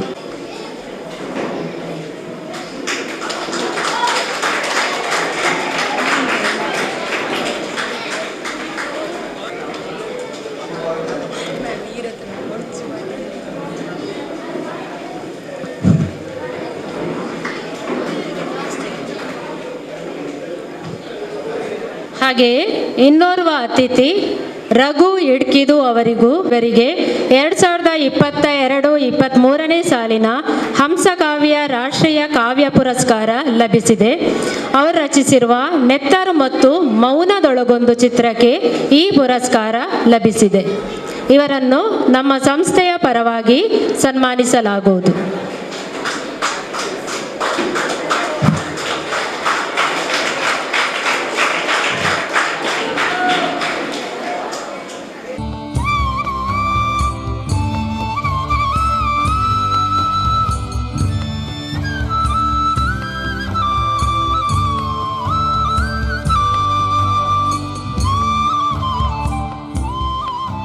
ಟಿಪ್ಪಣಿ ಮಾಡಿಕೊಳ್ಬೇಕು, ಏಕಾಗ್ರತೆ ಹೇಗೆ ಬೆಳೆಸ್ಕೊಳ್ಬೇಕು, ಜ್ಞಾಪಕ ಶಕ್ತಿ ಅಥವಾ ನೆನಪು ಶಕ್ತಿಯನ್ನು ಬೆಳೆಸಿಕೊಳ್ಳುವುದು ಹೇಗೆ, ಚಾರ್ಟ್ ಹೇಗೆ ಮಾಡಬೇಕು, ಟಿಪ್ಪಣಿಗಳನ್ನು ಹೇಗೆ ಮಾಡಿಕೊಳ್ಳಬೇಕು, ಅಧ್ಯಾಪಕರನ್ನು ಹೇಗೆ ಸಂದರ್ಶಿಸಬೇಕು, ಕಿರು ಪರೀಕ್ಷೆಯನ್ನು ಹೇಗೆ ಎದುರಿಸಬೇಕು, ಎಷ್ಟು ಅವಧಿಗಳ ಕಾಲ ಅಧ್ಯಯನ ಮಾಡಬೇಕು, ಪರೀಕ್ಷಾ ಮುನ್ನಾ ದಿನ ಹೇಗಿರಬೇಕು, ಪರೀಕ್ಷಾ ದಿನ ಹೇಗಿರಬೇಕು, ಪರೀಕ್ಷೆ ಹಾಲ್ನಲ್ಲಿ ಹೇಗಿರಬೇಕು, ಪರೀಕ್ಷೆ ಬರೀತಾ ಇರುವಾಗ ಹೇಗೆ ಬರಿಬೇಕು, ಒಂದು ಪರೀಕ್ಷೆ ಆದರೆ ಹೇಗಿರಬೇಕು, ಎಲ್ಲ ಪರೀಕ್ಷೆ ಆದಮೇಲೆ ಹೇಗಿರಬೇಕು ಇತ್ಯಾದಿಗಳ ಮಾಹಿತಿ. ಇವತ್ತು ನನಗೆ ತುಂಬ ವಿಷಯಗಳನ್ನು ಹೇಳಿ, ಇನ್ನೊಂದಾದ್ಮೇಲೆ SSLC ಆದ ನಂತರ ವಾಟ್ ನೆಕ್ಸ್ಟ್ ಆಫ್ಟರ್ SSLC ಅಥವಾ PUC ಅದನ್ನು ಕೂಡ ಹೇಳಬೇಕು ಅಂತೇಳಿ ಹೇಳಿದ್ದಾರೆ. ಜೊತೆಗೆ ಪೋಷಕರಿಗೂ ಕೂಡ ಹೇಗೆ ಇರಬೇಕು, ಇಂತಹ ವಿದ್ಯಾರ್ಥಿಗಳನ್ನು ಬೆಳೆಸುವ ಪೋಷಕರು ಹೇಗಿರಬೇಕು ಅನ್ನುವ ಮಾಹಿತಿಯನ್ನು ಹೇಳೋದಕ್ಕೆ ಹೇಳಿದ್ದಾರೆ. ಇದೆಲ್ಲ ವಿಚಾರಗಳು ಇವತ್ತು ಬಿಡುಗಡೆಯಾಗಿರುವಂತಹ ನನ್ನ ಈ ಪುಸ್ತಕದಲ್ಲಿ ಇದೆ. 3 ಅಧ್ಯಾಯಗಳು ಇದರಲ್ಲಿ ಇದ್ದಾವೆ. 1ನೇ ಅಧ್ಯಾಯದಲ್ಲಿ ವಿದ್ಯಾರ್ಥಿ ವಿಜಯ ಪಥ ಅಂತ ಹೇಳಿಬಿಟ್ಟು ವಿದ್ಯಾರ್ಥಿಗಳು ಹೇಗೆ ಓದಬೇಕು, ಬರೀಬೇಕು, ಆತ್ಮವಿಶ್ವಾಸ ಬೆಳೆಸ್ಕೊಳ್ಬೇಕು, ಏಕಾಗ್ರತೆ ಬೆಳೆಸ್ಕೊಳ್ಬೇಕು ಇತ್ಯಾದಿ, ಮನೆಯಲ್ಲಿ ಹೇಗೆ ಓದಬೇಕು, ಹಾಸ್ಟೆಲ್ನಲ್ಲಿ ಹೇಗೆ ಓದಬೇಕು ಇತ್ಯಾದಿಗಳು. 2ನೇ ಚಾಪ್ಟರ್ನಲ್ಲಿ SSLC ಮುಗಿದ ನಂತರ ಅಥವಾ PUC ಮುಗಿದ ನಂತರ ಎಲ್ಲ ಬಂದಿರುವ ಅತಿಥಿಗಳಿಗೆ ಒಂದು ವಿಷಯ, ತಾವುಗಳು ಕೂತ್ಕೊಳ್ಳಬಹುದು, ಹೋಗ್ಲೂಬಹುದು. ಇದು ವಿದ್ಯಾರ್ಥಿಗಳ ಲೆವೆಲ್ನದ್ದು ಮಾತ್ರ ಅಷ್ಟೇ. ಆಯ್ತಾ? Okay, thank you. ವಿದ್ಯಾಭ್ಯಾಸಕ್ಕೆ ಕಳಿಸಿದ್ದು ಈ ರೀತಿ. ಕೊನೆಗೆ ರಾವಣ ವಧೆ ಅಂತಿದೆ. ಈಗ ರಾವಣ ವಧೆ ಹೇಳಬೇಕೇ ಹೊರತು ಪ್ರಾರಂಭದ್ದು ಯಾವುದೂ ಹೇಳೋದಿಕ್ಕಾಗೋದಿಲ್ಲ. ಹಾಗಾಗಿ ಎಲ್ಲವೂ ಇಲ್ಲದೆ, ಆದರೆ ಎಲ್ಲವೂ ನಿಮಗೆ ಬೇಕು ಅಂತ ಹೇಳಿ ಆದರೆ ಈ ಪುಸ್ತಕ 2 ಪುಸ್ತಕಗಳಿದ್ದಾವೆ. ಒಂದು 3 ಅಧ್ಯಾಯಗಳಿರುವಂತಹ ಈ ಪುಸ್ತಕ ಪೋಷಕ ವಿಜಯ ಪಥ, ಪೋಷಕರು ಹೇಗಿರಬೇಕು ಅನ್ನುವಂಥ ಮಾಹಿತಿ. 1-2 ಕಣ್ಣು ಮುಚ್ಚಿ ಯಾವುದಾದ್ರು ಪಾಯಿಂಟ್ ತೆಗೆದುಬಿಟ್ಟು ನಾನು ಓದಬಹುದು.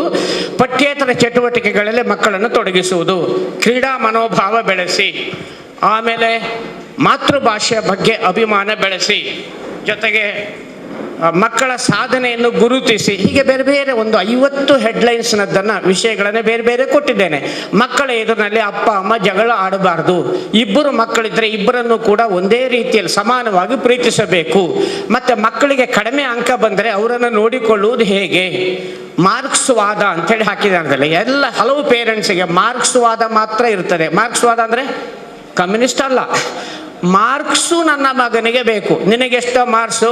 86. ಪಕ್ಕದ ರಮೇಶನಿಗೆ ಎಷ್ಟು? 96. ಅಯೋಗ್ಯ ಅಂತ ಹೇಳಿ ಬೈಯುವಂಥದ್ದು. ಹೀಗೆ ಬೈಬೇಕೇ ಬೇಡವೇ, ಎಷ್ಟು ಬೈಬೇಕು, ಯಾವಾಗ ಬೈಬೇಕು, ಹೇಗೆ ಬೈಬೇಕು ಅನ್ನೋದು, ಈ ರೀತಿ ವಿಚಾರಗಳೆಲ್ಲ ಪೋಷಕ ವಿಜಯ ಪಥದಲ್ಲಿ ಇದೆ.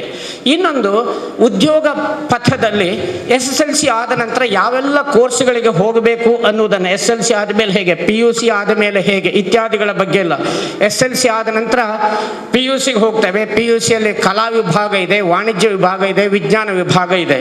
ಅದಲ್ಲದೆ ಇದ್ದರೆ ಕಡಿಮೆ ಅಂಕಗಳು ಬಂದರೆ ITIಗೆ ಹೋಗ್ಬೋದು, ಕಡಿಮೆ ಅಂಕಗಳು ಬಂದರೆ ಡಿಪ್ಲೊಮಕ್ಕೆ ಹೋಗ್ಬೋದು. ವಿದ್ಯಾರ್ಥಿಗಳಿಗೆ ಗೊತ್ತಿಲ್ಲದೆ ಇರುವಂಥ ಒಂದು ವಿಚಾರವನ್ನು ಹೇಳ್ತೇನೆ.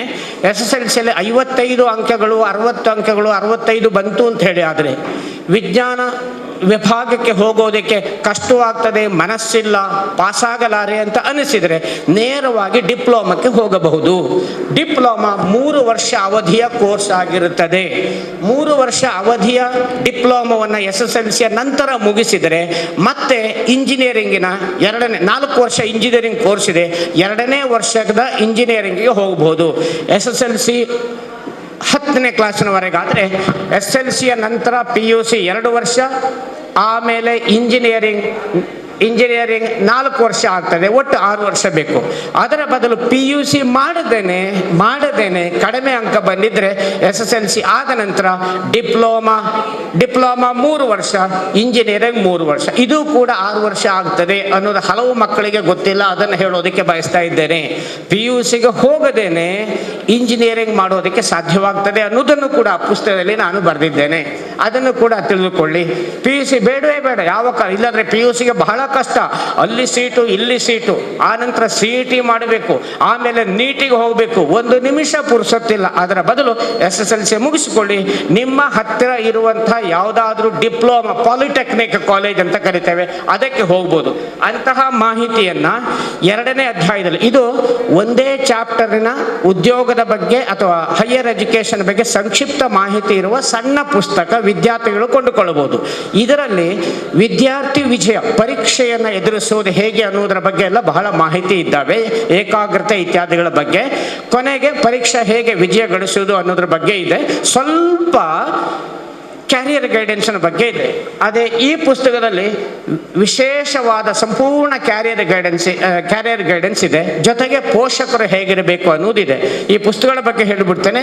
ಇದು ಮೊನ್ನೆ ಬಿಡುಗಡೆ ಆಗಿದೆ ಕನ್ನಡ ಸಾಹಿತ್ಯ ಸಮ್ಮೇಳನದಲ್ಲಿ, ಒಂದೇ ಚಾಪ್ಟರ್. ಇದು 110 ರೂಪಾಯಿ ಇದ್ದದನ್ನು ಇವತ್ತು 60 ರೂಪಾಯಿಯ ಕೌಂಟರ್ನಲ್ಲಿ ಸಿಗುತ್ತದೆ. ವಿದ್ಯಾರ್ಥಿಗಳಿಗೆ ಬೇಕಾದ್ದು ಮಾತ್ರ ಇದೆ. ಈ ಪುಸ್ತಕ 180 ರೂಪಾಯಿಯದ್ದು 50 ರೂಪಾಯಿ ಕಮ್ಮಿ ಕ್ರಯದಲ್ಲಿ ಇವತ್ತು ಇದು ಬಿಡುಗಡೆ ಆಗಿರುವಂತಹದ್ದು ಸಿಗುತ್ತದೆ. ಇಷ್ಟ ಇದ್ದವರು ಕೊಂಡುಕೊಳ್ಳಬಹುದು. ಕೊಂಡು ಓದಿ ಆದ ನಂತರ ಈ ಪುಸ್ತಕದಲ್ಲಿ ಏನೂ ಇಲ್ಲ ಅಂತ ಹೇಳಿದ್ರೆ ನನಗೆ ಪುಸ್ತಕ ಕಳಿಸಿಕೊಟ್ರೆ ನೇರವಾಗಿ ಸಂಪೂರ್ಣ ಬೆಲೆಯನ್ನು ಕೊಡ್ತೇನೆ ಅವರಿಗೆ ಅಂತ ಕೂಡ ಹೇಳ್ತೇನೆ. ಪುಸ್ತಕ ಚೆನ್ನಾಗಿಲ್ಲದೆ ಇದ್ರೆ ಬೆಲೆಯನ್ನು ಕೂಡ ಕೊಡಬಹುದು ಅನ್ನೋದನ್ನು ಹೇಳ್ತೇನೆ. ಮಾರುಕಟ್ಟೆಗಾಗಿ ಅಲ್ಲ, ವಿಷಯ ಏನಿದೆ ಅನ್ನೋದನ್ನು ಇತ್ತೀಚಿನ ದಿನಗಳಲ್ಲಿ ಓದುವಿಕೆ ಬಹಳ ಕಮ್ಮಿ ಆಗಿದೆ ಅನ್ನೋದಕ್ಕಾಗಿ ನಾನು ಹೇಳ್ತಾ ಇದ್ದೇನೆ. ಸೊ ಹೀಗೆ ಈ 3 ವಿಚಾರಗಳಿದ್ದಾವೆ. ಇವತ್ತು 1 ಗಂಟೆ ಅವಧಿಯಲ್ಲಿ ಕನಿಷ್ಠ 4-5 ಚಟುವಟಿಕೆ ಸಹಿತವಾಗಿ ಮಾಡುವಂಥ ಕಾರ್ಯಕ್ರಮ ಇದು. SSLC ಪರೀಕ್ಷೆಗೆ ಹಾಗೆ ಈ ಒಂದು ಹಗ್ಗವನ್ನು ನಾನು ಕೊಡ್ಬೋದು. SSLC ಅವ್ರು ಎಷ್ಟು ಜನ ಮಕ್ಕಳಿದ್ದೀರಪ್ಪ? ಎದ್ದಿತ್ಕೊಳ್ಳಿ ನೋಡೋಣ. SSLC ಮಕ್ಕಳು ಯಾರೆಲ್ಲ ಇದ್ದೀರಾ? ಓಕೆ, ನೀವು ಎದುರು ಬನ್ನಿ ಅಮ್ಮ. SSLC ಅವರು ಎದುರು ಬನ್ನಿಯಪ್ಪ. ನಿಮಗೆ ಇದು ಇವತ್ತು ಕಾರ್ಯಕ್ರಮ ಇರುವಂಥದ್ದು. ಈ ಮಕ್ಕಳು ಸ್ವಲ್ಪ ಹಿಂದೆ ಹೋಗಿ ಮಕ್ಕಳೇ, ಉಳಿದ ಮಕ್ಕಳು ಸ್ವಲ್ಪ ಹಿಂದೆ ಹೋಗಿ. ನೀವು ನಿಧಾನ ಜಾರಿದ್ರು ನಂದೇನು ಆಕ್ಷೇಪ ಇಲ್ಲ. SSLC ಅವರು ಎದುರು ಬನ್ನಿ. SSLC ಅವರು ಮುಂದೆ ಬನ್ನಿ. ಅವರ ಜೊತೆಗೆ ನನಗೆ ಇವತ್ತಿನ ದೇವರುಗಳು SSLCಯ ಮಕ್ಕಳು ಮತ್ತೆ ಅವರ ಪೋಷಕರಿಗೆ ಪರೀಕ್ಷಾ ಸಮಯದಲ್ಲಿ ಪೋಷಕರು ಹೇಗಿರಬೇಕು ಅನ್ನೋ ಮಾಹಿತಿಯನ್ನು ಕೊಡ್ತೇನೆ. SSLC ಪರೀಕ್ಷೆ ಕಷ್ಟ ಇರ್ತದೆಯಾ, ಸುಲಭ ಇರ್ತದೆಯಾ? ಕಷ್ಟ, ಕರೆಕ್ಟ್, ಕಷ್ಟ ಇರ್ತದೆ.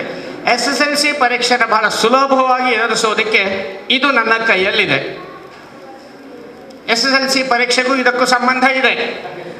ನೀವು ಟೀಚರ್ಸ್ ಅಲ್ವಾ? ಓಕೆ, ನೀವೆಲ್ಲ ಓಕೆ. ಇವತ್ತು ಹೆಚ್ಚು ನಿರೀಕ್ಷೆ ಮಾಡಬೇಡಿ ಮಾತ್ರ, ಆಯ್ತಾ? ಇಷ್ಟು ಕಡಿಮೆ ಅವಧಿ ನನ್ನ ಕುತ್ತಿಗೆ ಹಿಡಿದಾಗ ಆಗ್ತದೆ. ವೆರಿ ಸಾರಿ ಅಂತ ಎಲ್ಲರನ್ನೂ ಹೇಳಿಬಿಡ್ತೇನೆ ನಾನು. ಇದು ಯಾಕೆ ಮಕ್ಕಳ ಹಗ್ಗ? SSLC ಪರೀಕ್ಷೆಗೂ ಹಗ್ಗಕ್ಕೂ ಸಂಬಂಧ ಏನು ಮಕ್ಕಳು? ಹೇಳಪ್ಪ, ನೀನು ಏನು ಮಾಡುವುದಿಲ್ಲ ಹೇಳು. SSLC ಪರೀಕ್ಷೆ, ಹಲೋ ನಿತ್ಕೋ ಮಾರೆ, ಒಬ್ಬ ಹಲೋ ಹೇಳು. ನೋಡಿ ಈ ರೀತಿಯಲ್ಲಿ ಹೋಗ್ಬೇಕು ಟ್ರೈನಿಂಗು. ಹೇಳಪ್ಪ. ಹಾ ಹೇಳು. ಹೇಳಿ. ಯಾರನ್ನೂ ಕೊಲೆ ಮಾಡುವುದಿಲ್ಲ, ಯಾರಿಗೂ ಶಿಕ್ಷೆ. ನೀನು ಹೇಳಮ್ಮ, ಎಸ್ ತಾನೆ? ಹೌದಾ? ಯಾವ ಕ್ಲಾಸ್? ಹಾಂ, PU. ಓಕೆ. ಪರೀಕ್ಷೆ ಆಯ್ತಾ? ಆಗ್ತಾ ಇದೆಯಾ? ಎಲ್ಲ ಮುಗೀತಾ? ಓಕೆ. ಇವನ್ PU ಪರೀಕ್ಷೆಗೂ ತರಬೇತಿ ಇದೇ ಆಗ್ತದೆ. ಇದು ಏನು, ಯಾತಕ್ಕೆ ಇದು, ಯಾಕೆ? ಹಲೋ, ಓಕೆ, ಮಾತಾಡ್ರಪ್ಪ. ಇದರಿಂದ ಏನು? ಹಗ್ಗ ಪರೀಕ್ಷೆ. ಹಾ ಹೇಳಿ. ಹಾ ವಾ ಎಸ್ ಹೇಳಿಯಮ್ಮ, ಹೇಳಿ ಪರವಾಗಿಲ್ಲ, ಹೇಳಿ. ಹಾಂ, ಫೇಲ್ ಆದರೆ ಸುಸೈಡ್ ಮಾಡಲಿಕ್ಕೆ. ರೈಟ್. ನೋಡಿ, ಹಗ್ಗದಿಂದ SSLCಯಲ್ಲಿ ನಾನೇನಾದರೂ ಫೇಲ್ ಆದರೆ, PUCಯಲ್ಲಿ ಫೇಲ್ ಆದರೆ ಹಗ್ಗ ಮೇಲ್ಗಡೆ ಯಾವುದೂ ಇಲ್ಲ, ಫ್ಯಾನ್. ಆಯ್ತಾ? ಅದನ್ನು ನೋಡಿಕೊಳ್ಳಿಕ್ಕೆ ಆಗ್ತದೆ ಅಲ್ಲ. ಇದಕ್ಕೆ ಸೃಜನಶೀಲತೆ ಅಂತ ಹೇಳಿ ಕರಿತೇವೆ. ಸಾಮಾನ್ಯವಾಗಿ ನಾವೆಲ್ಲ ಗ್ರಹಿಸಿದ್ದು ಕೆಟ್ಟದ್ದನ್ನೇನೆ. ಇದು ಉತ್ತರ ಬರಬೇಕಿತ್ತು, ಅವ್ರ ಹತ್ರ ಸಾಕಷ್ಟು ಉತ್ತರ ಇದೆ, ಮಕ್ಕಳು ಮಾತಾಡಲಿಲ್ಲ. ಹಗ್ಗ ನೇಣು ಹಾಕಿಕೊಳ್ಳುವುದು ಅಂತ ಹೇಳ್ತೇವೆ. ನೇಣು ಹಾಕ್ಕೊಳ್ಳಿಕ್ಕೆ ಮಾತ್ರವ ಹಗ್ಗದಿಂದ ಆಗುವುದು? ಏನು ಪ್ರಯೋಜನ ಇದೆ? ಅದು ಎಂತ ಉಂಟು ಅಂತ ಅವ್ರು ಮಾತಾಡೋದಿಲ್ಲ. ನೀವು ಮಾತಾಡಿ, ಹೇಳಿ. ಪರವಾಗಿಲ್ಲ, ಪೇರೆಂಟ್ಸ್ ಹೇಳಿ, ಪರವಾಗಿಲ್ಲ. ಏನು ಮಾಡ್ಬೋದ್ರಿ ಹಗ್ಗದಿಂದ? ಹೌದು, ಏನಾದ್ರು ಸಾಮಾನು ಕಟ್ಬೋದು, ಕಟ್ಟಿಗೆ ಕಟ್ಬೋದು. Very good. ಆಮೇಲೆ ಸ್ಕಿಪ್ಪಿಂಗಿಗೆ ಉಪಯೋಗಿಸ್ಬೋದು. ಆಮೇಲೆ ಹೇಳು. ಹಗ್ಗ ಜಗ್ಗಾಟಕ್ಕೆ ಉಪಯೋಗಿಸ್ಬೋದು, ಅಥವಾ ಕೋಳಿ ಕಟ್ಬೋದು, ನಾಯಿ ಕಟ್ಬೋದು, ಬಾವಿಯಿಂದ ನೀರು ಎಳಿಬೋದು, ಜೊತೆಗೆ ಏನಿದು ಮಜ್ಜಿಗೆ ಮೊಸರು ಕಡಿಯೋದಕ್ಕೆ ಸಾಧ್ಯ. ಹಲವಾರು ಕಾರಣಗಳಿಗೆ ಹಗ್ಗ ಬರ್ತದೆ. ಆದರೆ ವಿದ್ಯಾರ್ಥಿ ಸಮುದಾಯಕ್ಕೆ ಹೊಳೆಯುವುದು ಏನಪ್ಪ ಅಂತಂದರೆ ಹಗ್ಗ ಪರೀಕ್ಷೆ ನಾಡಿದ್ದು ಬರ್ತದೆ ಪೇಪರ್ನಲ್ಲಿ. ಪರೀಕ್ಷೆ ಮುಗಿದಾದ ಮೇಲೆ PUC ಫಲಿತಾಂಶ ಬರುವಾಗ ಫಲಿತಾಂಶಕ್ಕಿಂತ ಮೊದಲೇ ಆಕೆ ಆತ್ಮಹತ್ಯೆ ಮಾಡಿಕೊಂಡು, ಎಲ್ಲಿ? ದೂರದ ಬೆಟ್ಟದಲ್ಲಿರುವ ಗೇರು ಮರಕ್ಕೆ ನೇಣು ಹಾಕಿಕೊಂಡು ಸತ್ತಳು ಅಂತನೋ, ಬೇರೆ ರೈಲಿನ ಚಕ್ರಕ್ಕೆ ತಲೆಯನ್ನು ಒಡ್ಡಿ ಸತ್ತಳು. ಜೀವನ ಅಮೂಲ್ಯವಾದದ್ರಿ, ಜೀವ ಅಮೂಲ್ಯವಾದದ್ದು. ಆವಾಗ ಅವರು CEO ಹೇಳಿದಲ್ಲ, ಈ ಪರೀಕ್ಷೆಗಿಂತ ಜೀವನದ ಪರೀಕ್ಷೆ ದೊಡ್ಡ ಪರೀಕ್ಷೆ, ಅದನ್ನು ಈಸಬೇಕು, ಇದ್ದು ಜಯಿಸಬೇಕು, ಅದು ಮುಖ್ಯವಾಗಿರುತ್ತದೆ. ಪರೀಕ್ಷೆ ಇಸ್ ನಥಿಂಗ್. ಈ ಪರೀಕ್ಷೆಯಲ್ಲಿ ಫೇಲ್ ಆದವರು ಅದ್ಭುತ ಸಾಧನೆ ಮಾಡಿದ್ದಾರೆ. SSLCಯನ್ನೇ ದಾಟ್ಲಿಕ್ಕಾಗದೇ ಇರುವಂಥ ಅದೆಷ್ಟೋ ದೊಡ್ಡ ಮನುಷ್ಯರು ದೊಡ್ಡ ದೊಡ್ಡ ವಿಜ್ಞಾನಿಗಳಾಗಿದ್ದಾರೆ. ಹಾಗೆ ಇಟ್ ಈಸ್ ನಥಿಂಗ್. ಆದರೆ SSLCಯನ್ನೂ ಮುಗಿಸಿ ಈ ಪರೀಕ್ಷೆಯನ್ನು ಮಾಡಿದಂಥವರು ಅದಕ್ಕಿಂತ ಅದ್ಭುತವಾದ ಸಾಧನೆಯನ್ನು ಮಾಡಬಲ್ಲರು. ನೋಡಿ, ಇಲ್ಲಿ ಬರೆದಿದ್ದೇನೆ, ಜೀವನ ಪರೀಕ್ಷೆಗಿಂತ ದೊಡ್ಡ ಪರೀಕ್ಷೆ ಈ ಶಾಲಾ ಪರೀಕ್ಷೆಗಳಲ್ಲ ಮಕ್ಕಳೇ. ಜೀವನ ಪರೀಕ್ಷೆಗಿಂತ ದೊಡ್ಡ ಪರೀಕ್ಷೆ ಈ ಶಾಲಾ ಪರೀಕ್ಷೆಗಳಲ್ಲ. ಹಲವಾರು ವಿಶ್ವಮಾನ್ಯ ಹೆಸರಾಂತ ವಿಜ್ಞಾನಿ, ಆಟಗಾರ, ರಾಜಕೀಯ ವರಿಷ್ಠ, ಯಶಸ್ವಿ ಉದ್ಯಮಿ ಆಗಿರುವುದು ಜೀವನ ಪರೀಕ್ಷೆಯಲ್ಲಿ ಗೆದ್ದು, ಶಾಲಾ ಪರೀಕ್ಷೆಗಳಲ್ಲ. ಗೊತ್ತಾಯ್ತಾ? ಶಾಲಾ ಪರೀಕ್ಷೆಯಲ್ಲಿ ಫೇಲ್ ಆಗಿರೋರು ಜೀವನ ಪರೀಕ್ಷೆಯಲ್ಲಿ ಗೆದ್ದಿದ್ದಾರೆ. ಆದರೂ ಎರಡರಲ್ಲೂ ಗೆದ್ದವರು ಸರ್ವಮಾನ್ಯರಾಗುತ್ತಾರೆ ಎಂಬುದೂ ಸತ್ಯ. ಈ ಪರೀಕ್ಷೆಯಲ್ಲೂ ಗೆದ್ದು ಆ ಪರೀಕ್ಷೆಯಲ್ಲೂ ಗೆದ್ದವರು ಸರ್ವಮಾನ್ಯರಾಗುತ್ತಾರೆ. ಕೇಳಿದಿರಿ, ಸಂಸ್ಕೃತ ವಾಕ್ಯ ಒಂದಿದೆ, ವಿದ್ವಾನ್ ಸರ್ವತ್ರ ಪೂಜ್ಯತೆ. ವಿದ್ಯಾವಂತರಿಗೆ ಎಲ್ಲ ಕಡೆಯಲ್ಲೂ ಕೂಡ ಗೌರವವನ್ನು ಕೊಡುತ್ತಾರೆ. ಅದಕ್ಕಾಗಿ SSLCಯೂ ಪಾಸ್ ಆಗಬೇಕು, PUCಯೂ ಪಾಸ್ ಆಗಬೇಕು, ಜೊತೆಗೆ ಮುಂದೆ ಜೀವನ ಪರೀಕ್ಷೆಯಲ್ಲೂ ಪಾಸ್ ಆಗಬೇಕು. ಇವಾಗ SSLC ಪಾಸ್ ಆಗ್ತಾರೆ ಹಲವರು, PUC ಪಾಸ್ ಆಗ್ತಾರೆ ಇನ್ನೂ ಹೆಚ್ಚಿನವರು. ಹೇಗಪ್ಪ ಅಂತಂದರೆ ಶಾಲೆಯಲ್ಲಿ ಕಟ್ಟಿ ಹಾಕ್ತಾರೆ. ಬೆಳಗ್ಗೆ 6 ಗಂಟೆಯಿಂದ ಸಂಜೆ 8 ಗಂಟೆವರೆಗೂ ತರಗತಿಗಳು ನಡೀತವೆ. ಕೋಚಿಂಗ್. ಅಪ್ಪ ಅಮ್ಮ ಬಯಸುವುದು ಹಾಗೆ, ಮಗ ನೀನು ಬೇರೆ ಏನೂ ಮಾಡಬಾರ್ದು, ಓದು, ಮಾರ್ಕ್ಸನ್ನು ತೆಗಿ, ಯಾವುದೇ ರಿಮಾರ್ಕ್ಸ್ ಬರಬಾರ್ದು, ಹೈಯೆಸ್ಟ್ ಮಾರ್ಕ್ಸ್ ಬರಬೇಕು, CET ರ್ಯಾಂಕ್ ಬರಬೇಕು, ನೀಟ್ ರ್ಯಾಂಕ್ ಬರಬೇಕು. CET ರ್ಯಾಂಕ್ ಬಂತು, ನೀಟ್ ರ್ಯಾಂಕ್ ಬಂತು, ಒಂದೋ ಡಾಕ್ಟರ್ ಆದ, ಒಂದೋ ಇಂಜಿನಿಯರ್ ಆದ, ಹಲೋ ಡಾಕ್ಟರ್ ಆದ, ಇಂಜಿನಿಯರ್ ಆದ, ಬೇರೆ ಎಲ್ಲೆಲ್ಲಿಯೋ ಹೋಗಿ ಸೇರಿಕೊಂಡು ಆಮೇಲೆ ಒಂದು ಕಡೆ ಹೋಗ್ಬಿಟ್ಟು ಒಂದು ಹುಡುಗಿಯನ್ನು ಮದುವೆ ಆದ. ಇವತ್ತು ಮದುವೆ ಆದ, ನಾಳೆ ಅವಳ ಜೊತೆಗಿದ್ದ, ನಾಡಿದ್ದು ಹೆಂಡತಿಗೆ ಡಿವೋರ್ಸ್ ಕೊಟ್ಟ, ಅಥವಾ ಹೆಂಡತಿಯನ್ನ 100 ತುಂಡು ಮಾಡಿ ಎಲ್ಲಿ ಅಡಗಿಸಿಡುವುದು? ಫ್ರಿಡ್ಜಿನಲ್ಲಿ ಅಡಗಿಸಿಟ್ಟ, ಗೋಣಿಯಲ್ಲಿ ತುಂಬಿಸಿ ಎಲ್ಲೋ ಕರ್ಕೊಂಡೋದು. ಯಾಕೆಂದ್ರೆ ಜೀವನ ಪಾಠ ಇಲ್ಲ ಮಕ್ಕಳೇ ಅವರಿಗೆ. SSLC ಪಾಠ ಆಗಿದೆ, PUC ಪಾಠ ಆಗಿದೆ, ನೀಟ್ ಆಗಿದೆ, CET ಆಗಿದೆ, ರ್ಯಾಂಕ್ ಬಂದಿದೆ, ಇಂಜಿನಿಯರ್ ಫಸ್ಟ್ ಆಗಿದ್ದಾನೆ, ಮೆಡಿಕಲ್ನಲ್ಲೂ ಫಸ್ಟ್ ಆಗಿದ್ದಾನೆ. ಆದರೆ ಹೆಂಡತಿಯ ಜೊತೆಗೆ ಸಂಸಾರ ಮಾಡೋದು ಹೇಗೆ ಅಂತ ಗೊತ್ತಿಲ್ಲ, ಅಪ್ಪ ಅಮ್ಮನ ಹೇಗೆ ನೋಡ್ಕೊಳ್ಬೇಕು ಅಂತ ಗೊತ್ತಿಲ್ಲ. ದಟ್ ಈಸ್ ಮೋರ್ ಇಂಪಾರ್ಟೆಂಟ್ ಮಕ್ಕಳೇ, ದಟ್ ಈಸ್ ಮೋರ್ ಇಂಪಾರ್ಟೆಂಟ್. ಮೊನ್ನೆ ತಾನೇ ಒಂದು ಪೇಪರಲ್ಲಿ ಓದಿದೆ, ಒಬ್ಬ ಅಪ್ಪನನ್ನ ಅವ ಅಜ್ಜ ಆಗಿದ್ದಾನೆ, ನೋಡಿಕೊಳ್ಳುವ ಯಾವ ಮಕ್ಕಳು ಸರಿಯಾಗಿ ಇಲ್ಲ, ಎಲ್ಲ ಇಂಜಿನಿಯರ್ ಆಗಿ ಹೊರದೇಶಗಳಲ್ಲಿ, ಡಾಕ್ಟರ್ ಆಗಿ ಮತ್ತೊಂದು ಕಡೆಯಲ್ಲಿ ಇದ್ದಾರೆ, ಅಪ್ಪನಿಗೆ ಬೇಕಾದ ಜೀವನಾಂಶ ಕಳಿಸ್ಕೊಳ್ತಾರೆ ಅಂತೇಳಿ ಹೇಳಿದ್ದಾರೆ. ಜಿಗುಪ್ಸೆಗೊಂಡಂತಹ ಮನುಷ್ಯ, ತುಂಬ ಆಸ್ತಿ ಎಲ್ಲ ಇತ್ತು ಆತನಿಗೆ, ಹಾಗೇ ಇದ್ದ, ಯಾವ ಮಕ್ಕಳೂ ಬರಲಿಲ್ಲ. ಮತ್ತೆ ಒಂದು ದಿವಸ ಒಂದು ವೀಲ್ ಅಂತ ಹೇಳ್ದಲ್ಲ, ವಿಲ್ ಬರೆದಿಟ್ಟ. ಏನು ಅಂತಂದರೆ, ನನ್ನ ಮರಣ ನಂತರ ನನ್ನ ಆಸ್ತಿ ಎಲ್ಲವೂ ಕೂಡ ಸರ್ಕಾರದ ಸ್ವಾಧೀನಕ್ಕೆ ಹೋಗಬೇಕು, ನನ್ನ ಮಗಳಿಗೆ ಆಗಲಿ ನನ್ನ ಮಗನಿಗೆ ಆಗಲಿ ಕಿಂಚತ್ತು ಕೂಡ ಕೊಡಬಾರದು, ಹಾಗೆ ನಾನು ಸತ್ತ ಮೇಲೆ ನನ್ನ ಹೆಣವನ್ನೂ ನೋಡುವುದಕ್ಕೆ ನನ್ನ ಮಗಳಾಗಲಿ ಮಗನಾಗಲಿ ಬರಬಾರದು. ಆದರೆ ಮೊದಲು ಅವನೇ ಓದಿಸಿದ್ದು, ಇಂಜಿನಿಯರ್ ಆಗೋ ಮಗ, ಡಾಕ್ಟರ್ ಆಗೋ ಮಗ, ಬೇರೆ ಯಾವುದು ಬೇಡ. ಆ ಪಕ್ಕದ ಮನೆಯಲ್ಲಿ ಸತ್ಯನಾರಾಯಣ ಪೂಜೆ ಇದೆ, ಇಲ್ಲಿ ಇನ್ನೊಂದು ಏನೋ ಪೂಜೆ, ಯಾವುದಕ್ಕೂ ಬರಬೇಡ, ನೀನು ಓದ್ತಾ ಕೂತ್ಕೊ, ನಾವು ಹೋಗಿ ಬರ್ತೇವೆ ಹೇಳಿಬಿಟ್ಟು ಸಂಸ್ಕಾರ ರಹಿತರನ್ನಾಗಿ ಮಾಡಿದಂಥ ಪೋಷಕರಿಂದಲಾಗಿ, ಆ ಪುಸ್ತಕದಲ್ಲಿ ನನ್ನ ಹತ್ರ ಅಂಥದ್ದಿದೆ. ಆದ್ದರಿಂದ ಮಕ್ಕಳು ಈಗ ಓದಿನಲ್ಲಿ ಬೆಳೆದಿದ್ದಾರೆ, ಆದರೆ ಬೇರೆ ಯಾವುದಲ್ಲೂ ಕೂಡ ಇಲ್ಲ ಅನ್ನುವಂಥದ್ದು ಆಗಿದೆ. ಹಾಗಾಗಬಾರದು ಅಂತ ಹೇಳಿದರೆ ನಾನು SSLCಯಲ್ಲೂ ಪಾಸ್ ಆಗಬೇಕು, ಈಚೆ ಪರೀಕ್ಷೆಯಲ್ಲೂ ಪಾಸ್ ಆಗಬೇಕು ಅಂತ ಹೇಳಿದರೆ ಈ ಹಕ್ಕದಿಂದ ಒಂದು ಚಿಕ್ಕ ಆಟ ಆಡೋಣ. ಯಾರಾದರೂ ಇಬ್ಬರು ವಿದ್ಯಾರ್ಥಿಗಳು ಈ ಕಡೆ ಬನ್ನಿ. ಆಯ್ತು, ಯಾರು ಬರೋದಿಲ್ಲ ಅಂತ ಹೇಳಿದ್ರೆ ಒಳಗಿಡ್ತೆ, ಬರ್ತಾರಾ? ಬನ್ನಿ ಬನ್ನಿ.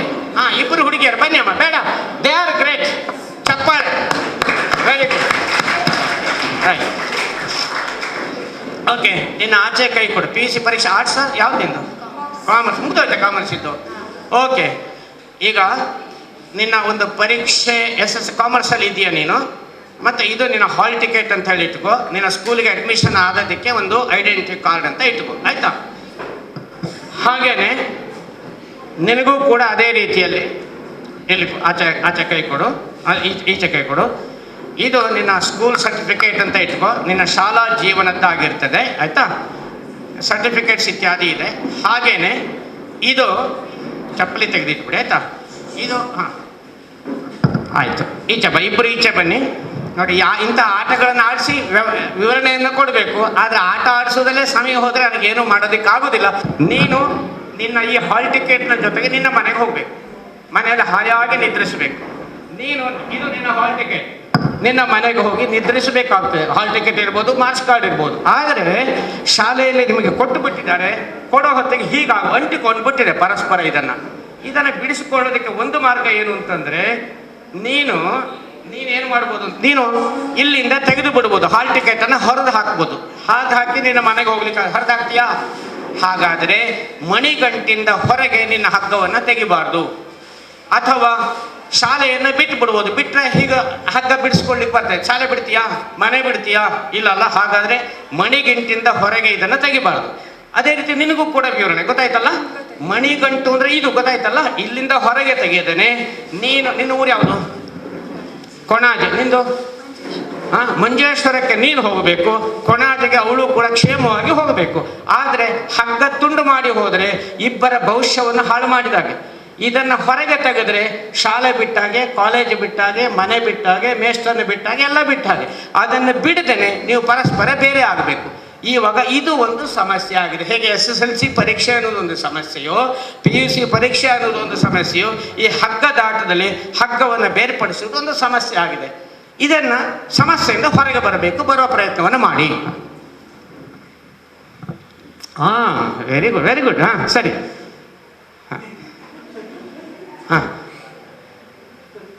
ಹಾಂ ಸರಿ ಸರಿ. ಹಾಂ, ಕರೆಕ್ಟ್. ಓಕೆ, ಚಪ್ಪಾಳೆ. Very good. ಅಯ್ಯೋ ದೇವ್ರೆ, ಆಯ್ತಾ?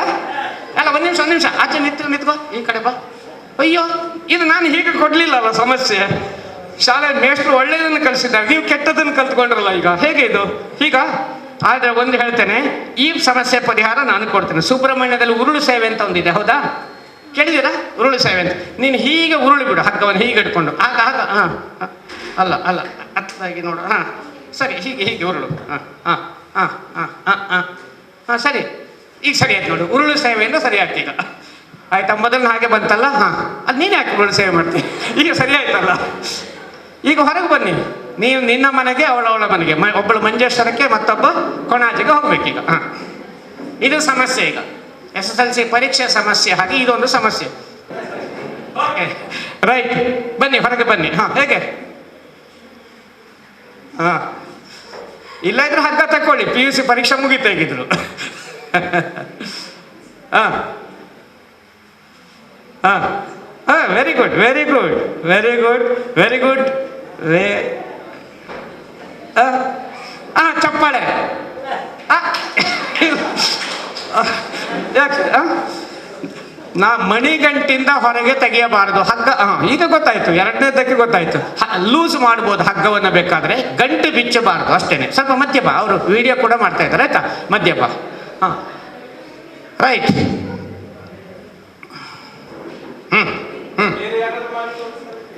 ಬರ್ಬೋದು, ಯಾರು ಕೂಡ ಬರ್ಬೋದು. ಹಗ್ಗದ ಆಟ ಇದು ಅಷ್ಟೇ. ಹಗ್ಗದ ಸಮಸ್ಯೆ ಒಂದಿದೆ, ಆ ಸಮಸ್ಯೆಯನ್ನು ಬಿಡಿಸಬೇಕು. ಈ ಸಮಸ್ಯೆಗೆ ಸುಲಭದ ದಾರಿ ಯಾವುದು ಅಂತ ಕಂಡು ಹಿಡಿದ್ರೆ SSLCಲಿ ಡಿಸ್ಟಿಂಕ್ಷನಲ್ಲಿ ಪಾಸ್ ಆಗ್ತೀರ ಮಕ್ಕಳೇ. ಬನ್ನಿ, ಯಾರು ಬೇಕಾದರೂ ಬನ್ನಿ, ಹೇಳಿಕೊಡಿ. ಪರಸ್ಪರ ಏನು ಸಹಕಾರ ಬೇಕು ನಿಮ್ಮ ಒಳಗಡೆ. ಬನ್ನಿ. ಹಾಂ, ಹಾಂ, ಬೇರೆ ದಾರಿ ಹುಡುಕ್ಬೋದ್ರಿ. ಮಣಿಗಂಟಿಂದ ಹೊರಗೆ ತೆಗಿಬಾರ್ದು, ಗಂಟು ಲೂಸ್ ಮಾಡ್ಬೋದು, ಗಂಟು ಲೂಸ್ ಮಾಡ್ಬೋದು. ಇದು ಜಾಸ್ತಿ ಆಯಿತು. ಹಾಂ, ಗಂಟು ಲೂಸ್ ಮಾಡ್ಬೋದು. ಇಂಚಿ ತಿರುಗೋಡಿಗೆ. ಹಾಂ ಹಾಂ, ನಾನು ಅನ್ಸತ್ತೆ ಅಂಚ. ಹಾಂ, ಸರಿ, ಈ ಗಂಟು ಲೂಸ್ ಮಾಡ್ಬೋದು ಬೇಕಾದ್ರೆ, ಆಯ್ತಾ? ಅದು ಯಾರಿಗಾದ್ರೂ ಐಡಿಯಾ ಇಲ್ವೇನ್ರಿ ಮಕ್ಕಳು? ಯಾರಿಗೂ ಐಡಿಯಾ ಇಲ್ವಾ? ಹೊರಗೆ ತೆಗಿಬಾರ್ದು. ಹಾಂ ಹಾಂ,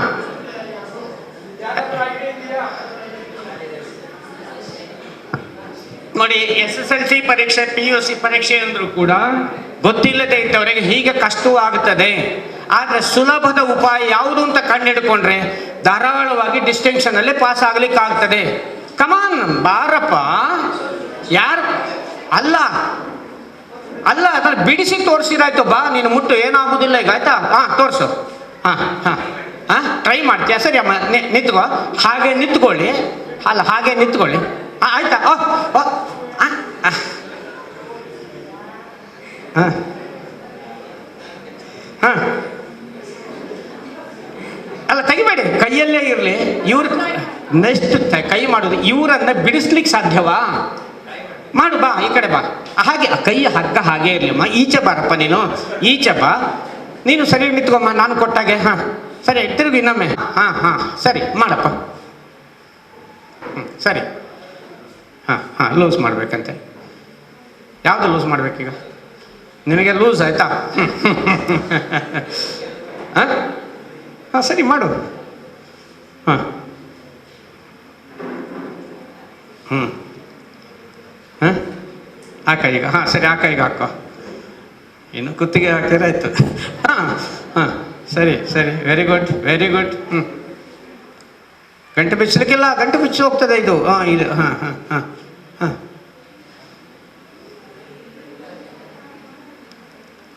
ಗಂಟು ಬಿಚ್ಚಿದರೆ ಸರಿ, ಅವ್ರದ್ದಾದ್ಮೇಲೆ ನಿಮಗೆ ಕೊಡ್ತೇನೆ. ಹಾಂ ಹಾಂ, ಸರಿ. ಹಾಂ, ಕೊಡು. ಹಾಂ, ಬಟ್ ನನ್ನ ಸಮಯ ಆಟದಲ್ಲೇ ಹೋಗ್ತದೆ ಮಾತ್ರ. ಇರಲಿ, ಆಗಿಲ್ಲ ಅಲ್ಲ, ಪ್ಲೀಸ್ ಹೋಗೋಣ. ಓಕೆ, ಚಪ್ಪಾಳೆ. ಯಾಕೆ ಅವನನ್ನು ಯಾಕೆ ಅಪ್ರಿಷಿಯೇಟ್ ಮಾಡ್ತಾನೆ ಗೊತ್ತಾ? ಈ ಪ್ರಶ್ನೆಗೆ ಅಟೆಂಪ್ಟ್ ಮಾಡೋ ಪ್ರಯತ್ನವನ್ನು ಮಾಡಿದ. ಆತ್ಮವಿಶ್ವಾಸ ಬೇಕು. ಪರೀಕ್ಷೆ ಎದುರಿಸುವ ವಿದ್ಯಾರ್ಥಿಗಳಿಗೆ ಆತ್ಮವಿಶ್ವಾಸ ಬೇಕು. ಸರ್, ತಾವು ಬನ್ನಿ, ಅವ್ರು ಮಾಡ್ತಾರೆ ಅಂತ. ಈಗ ಆತ್ಮವಿಶ್ವಾಸ ಬೇಕು, ಎದೆಗಾರಿಕೆ ಬೇಕು, ಮುಂದೆ ಬರಬೇಕು. ಆತ್ಮವಿಶ್ವಾಸ ಇಸ್ ನಂಬರ್ 1 ರೆಮಿಡಿ ಪರೀಕ್ಷೆಗೆ. ಹಾಂ,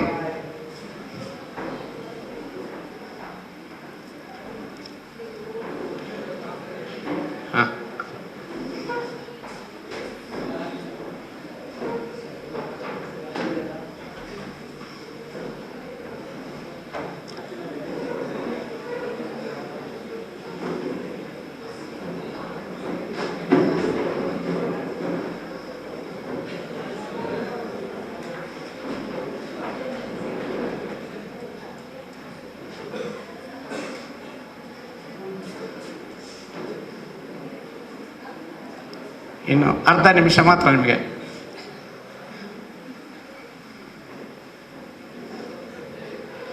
SSLC ಪರೀಕ್ಷೆಗೆ ಉತ್ತರ ಬರೆಯುವುದು ಇಷ್ಟು ಕಷ್ಟವಿರುತ್ತದೆ. 5 ಮಾರ್ಕು, ತುಂಬ ಹೊತ್ತು ಬೇಕು. ಸರ್ ನಿಮ್ಮ ಸಮಯ ಮುಗೀತು. Okay sir, thank you. Okay, ಪ್ರಯತ್ನಕ್ಕೆ ಚಪ್ಪಾಳೆ. ಹಾಂ, ಇನ್ನು ಯಾರಿಗೂ ಕೊಡೋದಿಲ್ಲ. ನೋಡ, ನಾನು ಪ್ರಯತ್ನಿಸ್ತೇನೆ, ನನ್ನ ಹತ್ರ ಆಗ್ತದೆ ಅಂತ ಹೇಳ್ಬಿಟ್ಟು ಹೀಗೆ ಹಿಡ್ಕೊಂಡೆ. ನಾನು ಹೀಗೆ ಹಾಕ್ತೇನೆ, ಹೀಗೆ ಹೋಗ್ತೇನೆ. ಓ ಮಂಜುನಾಥ ಕಾಪಾಡು, ನೀ ಕೈ ಬಿಡು, ಕೈ ಬಿಡು. ಹಾಂ, ನೋಡ, ಬಿಡಿ, ನೋಡು. ಆಗಲಿಲ್ಲ. ಸರಿ, ಇನ್ನೊಮ್ಮೆ ಪ್ರಯತ್ನಿಸೋಣ.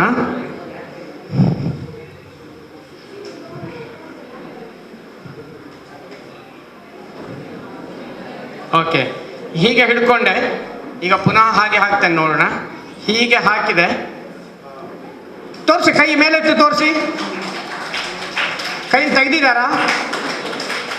ತೆಗೆದಿದ್ದಾರಾ? ಇಲ್ಲ. ಪರೀಕ್ಷೆ ಇಷ್ಟು ಸುಲಭ ಇದೆ ರೀ, ಆದರೆ ಕಷ್ಟ ಮಾಡಿಕೊಂಡದ್ದು ಯಾರು? ಯಾವ ದಾರಿಯಲ್ಲಿ ಹೋಗಬೇಕು, ಯಾವ ರೀತಿಯಲ್ಲಿ ಉತ್ತರ ಬರೀಬೇಕು ಅಂತ ಗೊತ್ತಿಲ್ಲದೆ ಇದ್ದ ಕಾರಣ ಕಷ್ಟವಾಯಿತು. ಹೌದಲ್ಲ? ಮಣಿಗಂಟಿಂದ ಹೊರಗೆ ಬಂದಿದೆಯಾ? ಏನೂ ಇಲ್ಲಲ್ಲ, ಸರ್ಕಸ್ ಏನೂ ಮಾಡಲಿಲ್ಲಲ್ಲ, ಸುಲಭದಲ್ಲಿ ಸಾಧ್ಯ ಆಯ್ತಲ್ಲ ಅಲ್ವಾ? ಹಾಗಾಗಿ SSLC ಪರೀಕ್ಷೆಯೂ ಕೂಡ ಇದೇ ರೀತಿ ಸುಲಭ ಇರುತ್ತದೆ. ಆದರೆ ಯಾವ ರೀತಿ ಉತ್ತರಿಸಬೇಕು, ಎಲ್ಲಿಂದ ಪ್ರಾರಂಭ, ಎಲ್ಲಿ ಮುಕ್ತಾಯ, ಎಲ್ಲಿ ಒಳಗೆ ಹೋಗಬೇಕು, ಎಲ್ಲಿ ಹೊರಗೆ ಬರಬೇಕು ಇತ್ಯಾದಿ ಗೊತ್ತಿದ್ದರೆ ಸುಲಭವಾಗುತ್ತದೆ. ಇದು ನಾನು ಬೇರೆ ಟ್ರೈನಿಂಗಿಗೂ ಉಪಯೋಗಿಸ್ತೇನೆ. ಸಮಸ್ಯೆ ಪರಿಹಾರ, ಜೀವನದಲ್ಲಿ ಹಲವಾರು ಸಮಸ್ಯೆ. ಒಂದು ತಲೆನೋವಿಗಾಗಿ ಎಷ್ಟು ಡಾಕ್ಟರ್ ಹತ್ರ ಹೋಗ್ತೇವೆ ನಾವು ಗೊತ್ತಾ? ಅವರಲ್ಲಿಯೂ ಸಿಗುವುದಿಲ್ಲ ಮದ್ದು, ಇವರಲ್ಲಿಯೂ ಸಿಗುವುದಿಲ್ಲ, ಹಲವರಲ್ಲೂ ಸಿಗುವುದಿಲ್ಲ. ಯಾರೋ ಒಬ್ಬ ರಸ್ತೆ ಬದಿಯಲ್ಲೇ ಮಾರಾಟ ಮಾಡುವನಿಂದ ಸಿಗ್ತದೆ. ಅದೇ ರೀತಿ ಇದು ಕೂಡ ಹೀಗೆ ಹಾಕಿ ನೋಡಿದೆ, ಹಾಗೆ ಹಾಕಿ ನೋಡಿದೆ, ಬೇರೆ ಬೇರೆ ರೀತಿಯಲ್ಲಿ ನೀವು ಬಂದು ನೋಡಿದರು, ವಿದ್ಯಾರ್ಥಿಯು ಕೂಡ ಬಂದು ನೋಡಿದ ಆಗುದಿಲ್ಲ. ಆದರೆ ಪರಿಹಾರ ಒಂದೇ ಇದೆ. ಆ ಪರಿಹಾರ ಯಾವುದು ಅಂತ ಕಂಡುಕೊಳ್ಳುವಾಗ ಹೊತ್ತಾಗ್ತದೆ. ಒಂದು ಮಾತಿದೆಯಲ್ಲ, ಗೊತ್ತಾನಾಗ ಪೊರ್ತಾಂಡು, ಗೊತ್ತಾನಾಗ ಪೊರ್ತಾಂಡು ಅಂತೇಳಿ ಆಗ್ತದೆ. ಹಾಗಾಗಿ SSLC ಪರೀಕ್ಷೆ ಎದುರಿಸ್ತಾ ಇರುವ ವಿದ್ಯಾರ್ಥಿಗಳಿಗೆ ಆದಷ್ಟು ಶೀಘ್ರವಾಗಿ ಉತ್ತರ ಹೊಳಿಬೇಕು. ಖಂಡಿತವಾಗಿಯೂ ಯಾವುದೇ ಸಮಸ್ಯೆ, ಬಿಡಿಸಲಾಗದ ಸಮಸ್ಯೆ ಇಲ್ಲ. ಆದರೆ ದಾರಿ ಯಾವುದು ಅಂತ ಮೊದಲಿಂದಲೇ ಓದಿ ತಿಳ್ಕೊಳ್ಳೋ ಪ್ರಯತ್ನವನ್ನು ಮಾಡಬೇಕು ಮಕ್ಕಳೇ. ಈ ಆಟದಿಂದ ಅಷ್ಟೇ ವಿವರಣೆ ಗೊತ್ತಾಯ್ತಲ್ಲ. ಯಾವುದೂ ಕಬ್ಬಿಣದ ಕಡಲೆ ಅಲ್ಲ. ಪ್ರಯತ್ನಿಸಿ ನೋಡಿದಾಗ, try and try again, at last you will succeed. ಇವನ್ ತಾವು ಕೇಳಿರ್ಬೋದು, ಒಬ್ಬ ರಾಜ ಇದ್ದ, ಹಲವು ಬಾರಿ ಯುದ್ಧದಲ್ಲಿ ಫೇಲ್ ಆದ, ಸೋತು ಹೋದ ನಂತರ ಆತ ಕಾಡಿಗೆ ಪಲಾಯನ ಮಾಡಿ ಒಂದು ಕಡೆ ಕೂತುಕೊಂಡು ಯೋಚನೆ ಮಾಡ್ತಾ ಇರುವಾಗ ಒಂದು ಜೇಡ ಬಲೆ ಕಟ್ತಾ ಇತ್ತು ಒಂದು ಮರದಿಂದ ಮತ್ತೊಂದು ಮರಕ್ಕೆ. ಕಥೆ ತಮಗೆ ಗೊತ್ತಿದೆ. ಹಲವು ಬಾರಿ ಕಟ್ಟಿತ್ತು ಬಿಚ್ಚಿತು, ಮತ್ತೆ ಕೊನೆಗೆ ಅದು ಸಕ್ಸೀಡ್ ಆಯಿತು. ಆವಾಗ ಅವನಿಗೆ ಹೊಡೆ ಆಯ್ತು. ಈ ಜೇಡನಿಗೆ ಇಷ್ಟೊಂದು ಛಲ ಇರಬೇಕಾಗಿದ್ರೆ ಕಟ್ಟಿ ಮುಗಿಸೋದಕ್ಕೆ ಸಾಧ್ಯ. ನನಗೆ ಯಾಕೆ SSLC ಪರೀಕ್ಷೆಯನ್ನು ಪಾಸ್ ಆಗೋದಿಲ್ಲ? ಹಲವು ಟೆಸ್ಟ್ಗಳಲ್ಲಿ ನಾನು ಫೇಲ್ ಆಗಿದ್ದೇನೆ. First test fail, second test fail, internal fail, mid term fail, preparatory 1 fail, preparatory 2 fail.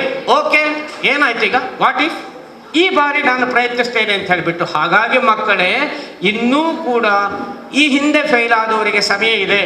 ನನ್ನ ಪುಸ್ತಕದಲ್ಲಿಯೂ ಕೂಡ ಪಾಯಿಂಟನ್ನು ಬರೆದಿದ್ದೇನೆ. ಈ ಹಿಂದಿನ ವಿವಿಧ ಟೆಸ್ಟ್ ಅಥವಾ ಕಿರು ಪರೀಕ್ಷೆಗಳಲ್ಲಿ ಯಾವುದೋ ಒಂದು ವಿಷಯದಲ್ಲಿ ಅಥವಾ ಕೆಲವು ವಿಷಯಗಳಲ್ಲಿ ಕಡಿಮೆ ಅಂಕಗಳು ಬಂದಿದ್ದರೆ, ಪಾಸಾಗದಿದ್ದರೆ ನಾನು ದಡ್ಡ, ನನಗೆ ಈ ವಿಷಯ ಬಹಳ ಕಷ್ಟ, ಇದು ಕಬ್ಬಿಣದ ಕಡಲೆ, ತಲೆಗೆ ಹತ್ತುವುದೇ ಇಲ್ಲ, ಓದಿದ್ದು ಯಾವುದೂ ನೆನಪಿನಲ್ಲಿ ಉಳಿಯುವುದಿಲ್ಲ ಇತ್ಯಾದಿ ಅಂದುಕೊಳ್ಳುತ್ತಾ ನಿರಾಶರಾಗಿ ಕೊರಗಬೇಡಿ. ಅಂಥವ್ರು ಇದ್ದೀರೋ ಇಲ್ಲೋ ಅಂತ ನನಗೆ ಗೊತ್ತಿಲ್ಲ, ಕೇಳೋದಕ್ಕೆ ಸಮಯ ಇಲ್ಲ. ಹಾಗೂ ಕೆಟ್ಟ ಕಾರ್ಯಗಳಿಗೆ ಮುಂದಾಗಬೇಡಿ. ಕೆಟ್ಟ ಕಾರ್ಯ ಅಂದರೆ ಹಗ್ಗ, ಆ ಕಾರ್ಯಗಳಿಗೆ ಮುಂದಾಗಬೇಡಿ. ಜೀವನ ಅಮೂಲ್ಯವಾದದ್ದು. ಆತ್ಮವಿಶ್ವಾಸ, ಸಕಾರಾತ್ಮಕ ಚಿಂತನೆ, ಸಕಾರಾತ್ಮಕ ಅಂದರೆ ಪಾಸಿಟಿವ್ ಥಿಂಕಿಂಗ್ ಅಂತ ಕರಿತೇವೆ. ಧನಾತ್ಮಕ ಚಿಂತನೆ, ಛಲ ಅಂದರೆ ಮಾಡಿಯೇ ಮಾಡ್ತೇನೆ, ಪ್ರಯತ್ನ ಮಾಡಿಯೇ ಮಾಡ್ತೇನೆ. ಅಮ್ಮ ನಾನು ದಡ್ಡ ಅಂತ ಹೇಳಿದ್ದಾರೆ, ಟೀಚರ್ ಹೇಳಿದ್ದಾರೆ, ನೀನು ಪ್ರಯೋಜನ ಇಲ್ಲವೋ, ನೀನು ಬಪ್ಪನಾಡಿಗೆ ನಾನು ಹೇಳಿಲ್ಲ, ಬಪ್ಪನಾಡಿಗೆ ಡೋಲು ಗುದ್ಲಿಕ್ಕೆ ಹೋಗು. ನಿನ್ನ ತಲೆಯಲ್ಲಿ ಏನು ಇಲ್ಲ ಮಗನೇ, ನಿನ್ನ ತಲೆಯಲ್ಲಿ ಎಂಥದ್ದು ತುಂಬಿಕೊಂಡಿದೆ? ಸಗಣಿ ತುಂಬಿಕೊಂಡಿದೆ. ಇಷ್ಟೆಲ್ಲ ಹೇಳ್ತಾರಲ್ಲ, ಅದೇ ನಿಮಗೆ ಮೋಟಿವೇಶನ್ ಆಗಬೇಕು ಮಕ್ಕಳೇ. ಪುಸ್ತಕದ ಬದನೆಕಾಯಿ, ಅದೇ ನಮಗೆ ಮೋಟಿವೇಶನ್ ಆಗಬೇಕು. ನನ್ನ ಟೀಚರ್ ಹೇಳಿದ್ದಾರೆ, ನಿನ್ನ ತಲೆಯಲ್ಲಿ ಸಗಣಿ ಇದೆಯಂತೆ. ನೋಡುವ, ಕೆಲವು ವಿದ್ಯಾರ್ಥಿಗಳೇನು ಅಂತಂದರೆ ಹಾಗೆ ಬೈತಾ ಹೋದರೆ ಟೀಚರ್ಸ್, ಇದು ಟೀಚರಿಗೆ ಕೊಡೋ ಟ್ರೈನಿಂಗ್ನಲ್ಲಿ ನಾನು ಅವರಿಗೆ ಹೇಳ್ತೇನೆ.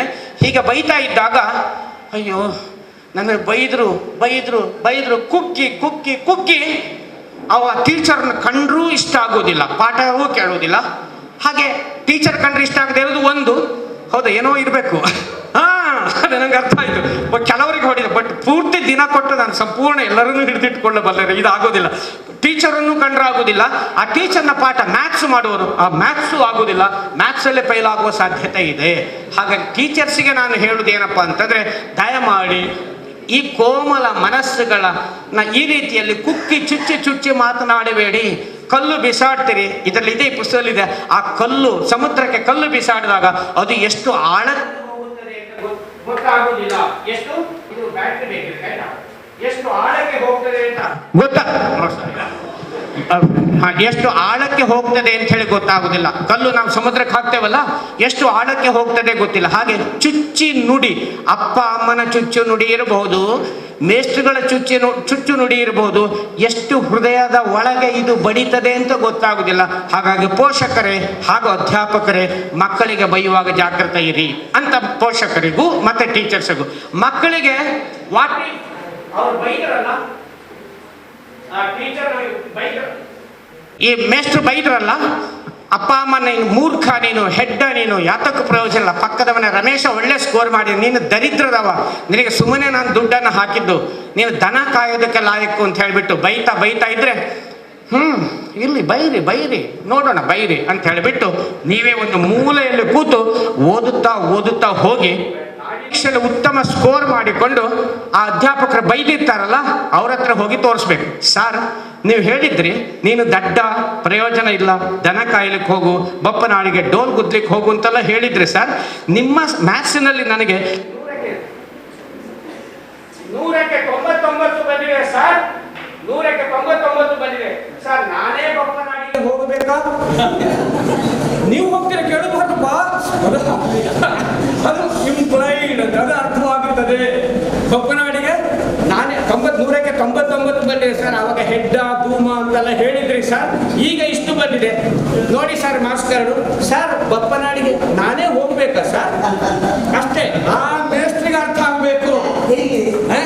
ಹೇಳಿಕ್ಕೆ ಗುರುದೇವ ಭವ ಹೇಳಬಾರ್ದು, ಆದರೆ ಭಾವನೆ ಅದಿರಬೇಕು. ಅಪ್ಪ ಅಮ್ಮನ ಕೂಡ ಹೇಳ್ತಾರೆ, ನೀನು ಏನು ಪ್ರಯೋಜನ ಇಲ್ಲ, ನೀನು ಯಾವಾಗಲೂ ಟಿವಿ ನೋಡ್ತಾ ಇರ್ತಿ, ನೀನಿನ್ನು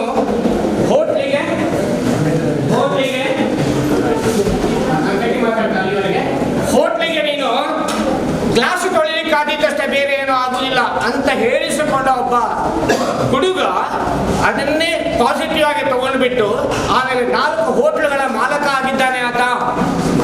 ಅಮ್ಮ ಹೇಳಿದ್ದು, ನೀನು ಓದ ದರಿದ್ರದವ, ಪ್ರಯೋಜನ ಇಲ್ಲ, ಮಾರ್ಕ್ಸ್ ನಿಂಗೆ ಬರೋದಿಲ್ಲ, ಚಾಲೆಂಜ್ ಆಗಿ ತಗೊಂಡ,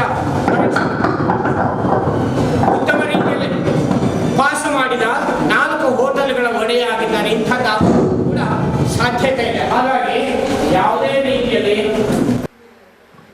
ಪೋಷಕರು ಅಥವಾ ಟೀಚರ್ಸ್ ಬೈಯುವಾಗ ಬಹಳ ಜಾಗ್ರತೆ ಇರಲಿ.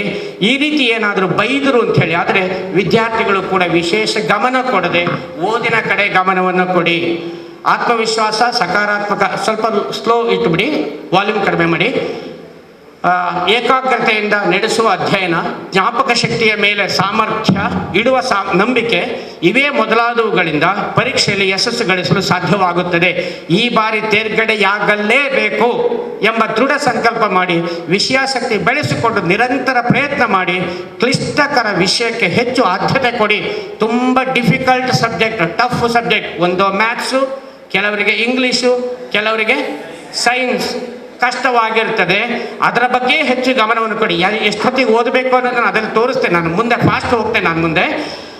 ಮತ್ತೆ ಅಧ್ಯಾಪಕರ ಸೂಕ್ತ ಮಾರ್ಗದರ್ಶನ ತಗೊಂಡು ಪ್ರಯತ್ನಿಸಿದರೆ ನಾಡಿದ್ದು 31ನೇ ತಾರೀಕಿನ ನಡೆಯುವ ಪರೀಕ್ಷೆಯಲ್ಲಿ ಒಳ್ಳೆಯ ಬೆಳೆಯನ್ನು, ಬಂಗಾರದ ಬೆಳೆಯನ್ನು ಬೆಳೆಯೋದಕ್ಕೆ ಸಾಧ್ಯವಾಗುತ್ತದೆ. ಮಕ್ಕಳೇ, ಇನ್ನೂ ಕೂಡ ಸಮಯ ಮಿಂಚಿಲ್ಲ.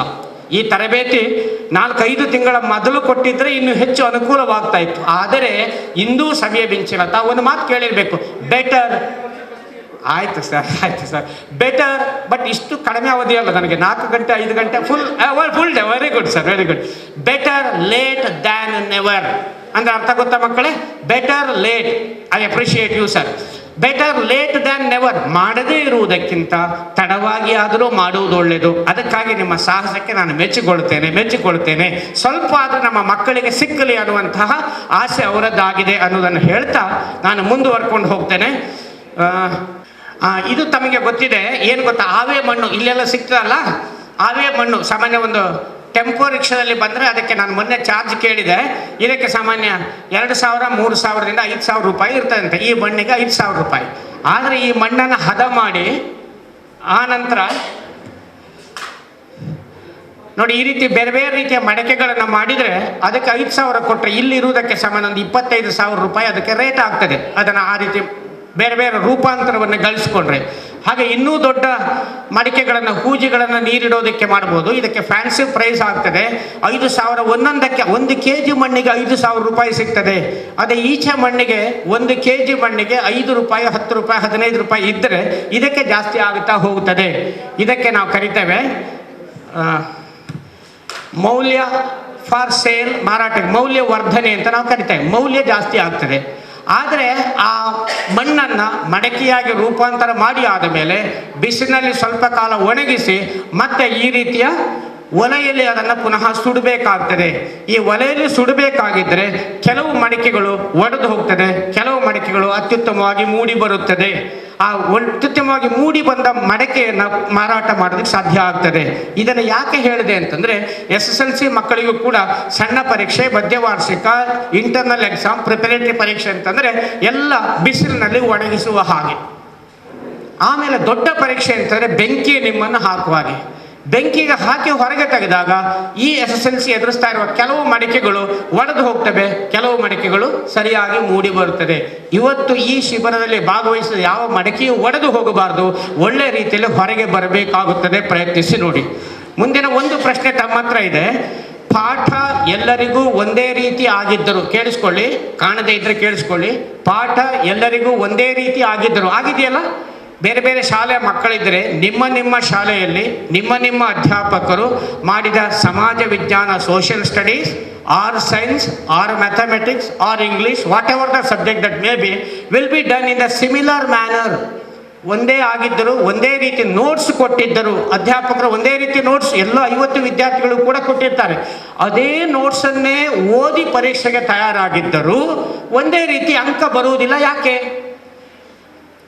ಒಂದೇ ಪಾಠ, ಅದೇ ನೋಟ್ಸನ್ನು ನೀನು ಓದುವುದು ಸರಿಯಲ್ಲ, ವಿದ್ಯಾರ್ಥಿಗಳು ಹೌದಲ್ಲ, ಇವನು ಓದ್ತಾನೆ, ಅವನು ಎಲ್ಲರೂ ಅದನ್ನೇ ಓದ್ತಾರೆ, ಅದನ್ನೇ ಪರೀಕ್ಷೆಯಲ್ಲಿ ಕೇಳಿದ ಪ್ರಶ್ನೆಗೆ ಬರೀತಾ ಇರ್ತಾರೆ. ಆದರೆ ಇವನಿಗೆ ಬಂದ ಅಂಕ ಇವನಿಗೆ ಬರುವುದಿಲ್ಲ, ಇವನಿಗೆ ಬಂದದ್ದು ಅವನಿಗೆ ಬರುವುದಿಲ್ಲ. ಯಾಕೆ?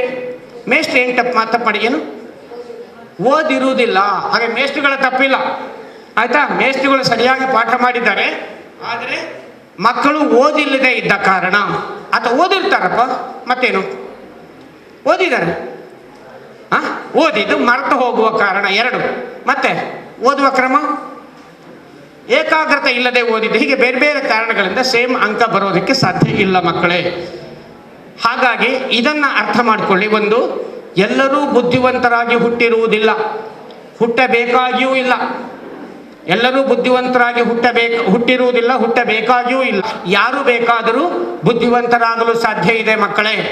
ನೀವೆಲ್ಲರೂ ಕೂಡ ಶಾಲೆಗೆ ಹೋದಾಗ ಬುದ್ಧಿವಂತರಾಗಿರೋದಕ್ಕೆ ಸಾಧ್ಯ ಇಲ್ಲ, ಆದರೆ ಪರಿಶ್ರಮದಿಂದ, ಅಧ್ಯಾಪಕರ ಮಾರ್ಗದರ್ಶನದಿಂದ ಬುದ್ಧಿವಂತರಾಗಿ ಮೂಡಿ ಬರೋದಕ್ಕೆ ಸಾಧ್ಯತೆ ಇದೆ. ಹಾಗೆ ನಾನು ಆಗ ಹೇಳಿದ ವಿಷಯ ಹೇಳ್ತೇನೆ. ಮೊದಲು ಶಾಲೆಗೆ ಬರುವಾಗ ಈ ಆವೆ ಮಣ್ಣಿನ ಹಾಗೆ ತಾವುಗಳು ಇರ್ತೀರಾ. ಈ ಮಣ್ಣುಗಳನ್ನು ಮೆಟ್ಟಿ ಹದ ಮಾಡಿ, ನೀರು ಹಾಕಿ ಹದ ಮಾಡಿ ಮಡಿಕೆಗಳನ್ನು ಮಾಡ್ತೇವೆ. ಕೆಲವು ಸಣ್ಣ ಮಡಿಕೆ ಆಗ್ತವೆ ಅಂದರೆ ಕಡಿಮೆ ಅಂಕ ಬರ್ತದೆ, ಕೆಲವು ಹಣತೆಗಳಾಗ್ತವೆ ಅಂದರೆ ಸ್ವಲ್ಪ ಜಾಸ್ತಿ ರೇಟು. ದೊಡ್ಡ ಮಡಿಕೆ ಮತ್ತು ಹೂಜಿ ಆಗ್ತದೆ ಅಂತಂದರೆ MBBS ಇತ್ಯಾದಿ IAS ಇತ್ಯಾದಿ ಮಾಡುವಂಥದ್ದಾಗಿರ್ತದೆ. ನಾವೆಲ್ಲ ದೊಡ್ಡ ದೊಡ್ಡ ಹೂಜಿಗಳಾಗಬೇಕು, IAS ಆಗಬೇಕು. ಆದರೆ ಪರಿಶ್ರಮ ಪಡಬೇಕು. ಬೆಂಕಿಗೆ ಹಾಕಿ ಹೊರಗೆ ತೆಗೆದರೂ ಕೂಡ ಪರಿಶುದ್ಧರಾಗಿ ಯಶಸ್ವಿಯಾಗಿ ಹೊರಗೆ ಬಂದರೆ ಸಾಧ್ಯ ಆಗ್ತದೆ. ಸಣ್ಣದೂ ಆಗ್ಬೋದು, ಸಣ್ಣದಾದವನು ರಿಕ್ಷಾ ಇಟ್ಕೊಳ್ಬೋದು, ದೊಡ್ಡದಾದವ್ರು ಇಟ್ಕೊಳ್ಬಾರ್ದು ಅಂತ ನಾನು ಹೇಳ್ತಾ ಇಲ್ಲ. ಇನ್ನೂ ಸ್ವಲ್ಪ ದೊಡ್ಡದಾದ ಅಂಗಡಿ ಇಡ್ಬೋದು, ಇನ್ನೂ ಸ್ವಲ್ಪ ದೊಡ್ಡದಾದವನು ಸೂಪರ್ ಬಜಾರ್ ಹಾಕ್ಬೋದು, ಬಟ್ಟೆ ಅಂಗಡಿಯನ್ನು ಹಾಕ್ಬೋದು, ದೊಡ್ಡ ಕಾರು ಶೋರೂಮನ್ನು ಇಡ್ಬೋದು, ಇನ್ನೂ ದೊಡ್ಡದು ಏನೇನೋ MLA ಆಗ್ಬೋದು, MP ಆಗ್ಬೋದು, ಮಂತ್ರಿಗಳಾಗ್ಬೋದು, ಇಂಜಿನಿಯರ್ ಆಗ್ಬೋದು, ವಿಜ್ಞಾನಿ ಆಗ್ಬೋದು, ಏನೂ ಆಗೋದಕ್ಕೆ ಸಾಧ್ಯತೆ ಇದೆ. ಅದೇ ಸಣ್ಣ ಮಣ್ಣು, ಮೊದಲು ಏನೂ ಇಲ್ಲ, ಖಾಲಿ ಮಣ್ಣು, ಆಮೇಲೆ ಅದರ ಪರಿಷ್ಕರಣೆ ಆಗಿಬಿಟ್ಟು ಬೇರೆ ಬೇರೆದು ಆಗೋದಕ್ಕೆ ಸಾಧ್ಯತೆ ಇದೆ, ಅದು ಆಗಬೇಕು ನಿಮ್ಮಲ್ಲಿಯೂ ಕೂಡ ಅಂತ ಹೇಳ್ತಾ ಪರೀಕ್ಷಾ ಸಮಸ್ಯೆಗಳು ಯಾವುದು ಅನ್ನೋದ್ರ ಬಗ್ಗೆ ಮಾತ್ರ ಹೇಳ್ತೇನೆ ನಾನು. ಒಂದು ಸೋಮಾರಿತನ, ಆಗ ಹೇಳಿದೆಲ್ಲಪ್ಪ, ಒಂದು ಸೋಮಾರಿತನ, ಎರಡನೇದು ಏಕಾಗ್ರತೆಯ ಕೊರತೆ, ಮೂರನೆಯದು ಜ್ಞಾಪಕ ಶಕ್ತಿಯ ಕೊರತೆ. ಸುಮ್ಮನೆ ಓದ್ಕೊಂಡು ಹೋಗ್ತೇನೆ ಇದನ್ನು. ಜ್ಞಾಪಕ ಶಕ್ತಿ ಇಲ್ಲದೆ ಇದ್ದ ಕಾರಣ ಪರೀಕ್ಷೆ ಚೆನ್ನಾಗಿ ಮಾಡಲಿಕ್ಕೆ ಆಗೋದಿಲ್ಲ. ಅಡಚಣೆಗಳು ಇರ್ತವೆ, ಆಂತರಿಕ ಅಡಚಣೆ, ಬಾಹ್ಯ ಅಡಚಣೆ. ಅಂದರೆ ಬಹಳ ಡಿಸ್ಟರ್ಬೆನ್ಸಸ್, ಬೇರೆ ಬೇರೆ ರೀತಿಯಲ್ಲಿ ಬೇರೆ ಬೇರೆ ವ್ಯಕ್ತಿಗಳು ಡಿಸ್ಟರ್ಬ್ ಮಾಡ್ತಾ ಇರ್ತಾರೆ, ಇದರಿಂದ ಸ್ಕೋರ್ ಮಾಡೋದಕ್ಕೆ ಆಗೋದಿಲ್ಲ. ಮುಂದೆ ಆತ್ಮವಿಶ್ವಾಸದ ಕೊರತೆ ಅಥವಾ ಅತಿ ಆತ್ಮವಿಶ್ವಾಸ, ದುರಹಂಕಾರ ಅಂತ ನಾವು ಅದನ್ನು ಕರಿತೇವೆ. ಆತ್ಮವಿಶ್ವಾಸವೇ ಇಲ್ಲ, ಕಾನ್ಫಿಡೆನ್ಸ್ ಇಲ್ಲ, ನಾನು ಪರೀಕ್ಷೆಗೆ ಓದಬಲ್ಲೆ, ನೆನಪಿಟ್ಟುಕೊಳ್ಳಬಲ್ಲೆ, ಬರೆಯಬಲ್ಲೆ, ಹೆಚ್ಚು ಅಂಕ ಗಳಿಸಬಲ್ಲೆ, ಇದು ಯಾವ ಆತ್ಮವಿಶ್ವಾಸವೂ ಇಲ್ಲದೆ ಇರುವಂಥ ವಿದ್ಯಾರ್ಥಿಗಳು ಇರ್ತಾರೆ. ಆತ್ಮವಿಶ್ವಾಸ ಈಸ್ ನಂಬರ್ 1 ಮೆಡಿಸಿನ್. ವಿದ್ಯಾರ್ಥಿಗಳಿಗೆ ಪರೀಕ್ಷೆಯನ್ನು ಎದುರಿಸುವುದಕ್ಕೆ ಆತ್ಮವಿಶ್ವಾಸ ಬೇಕೇ ಬೇಕು.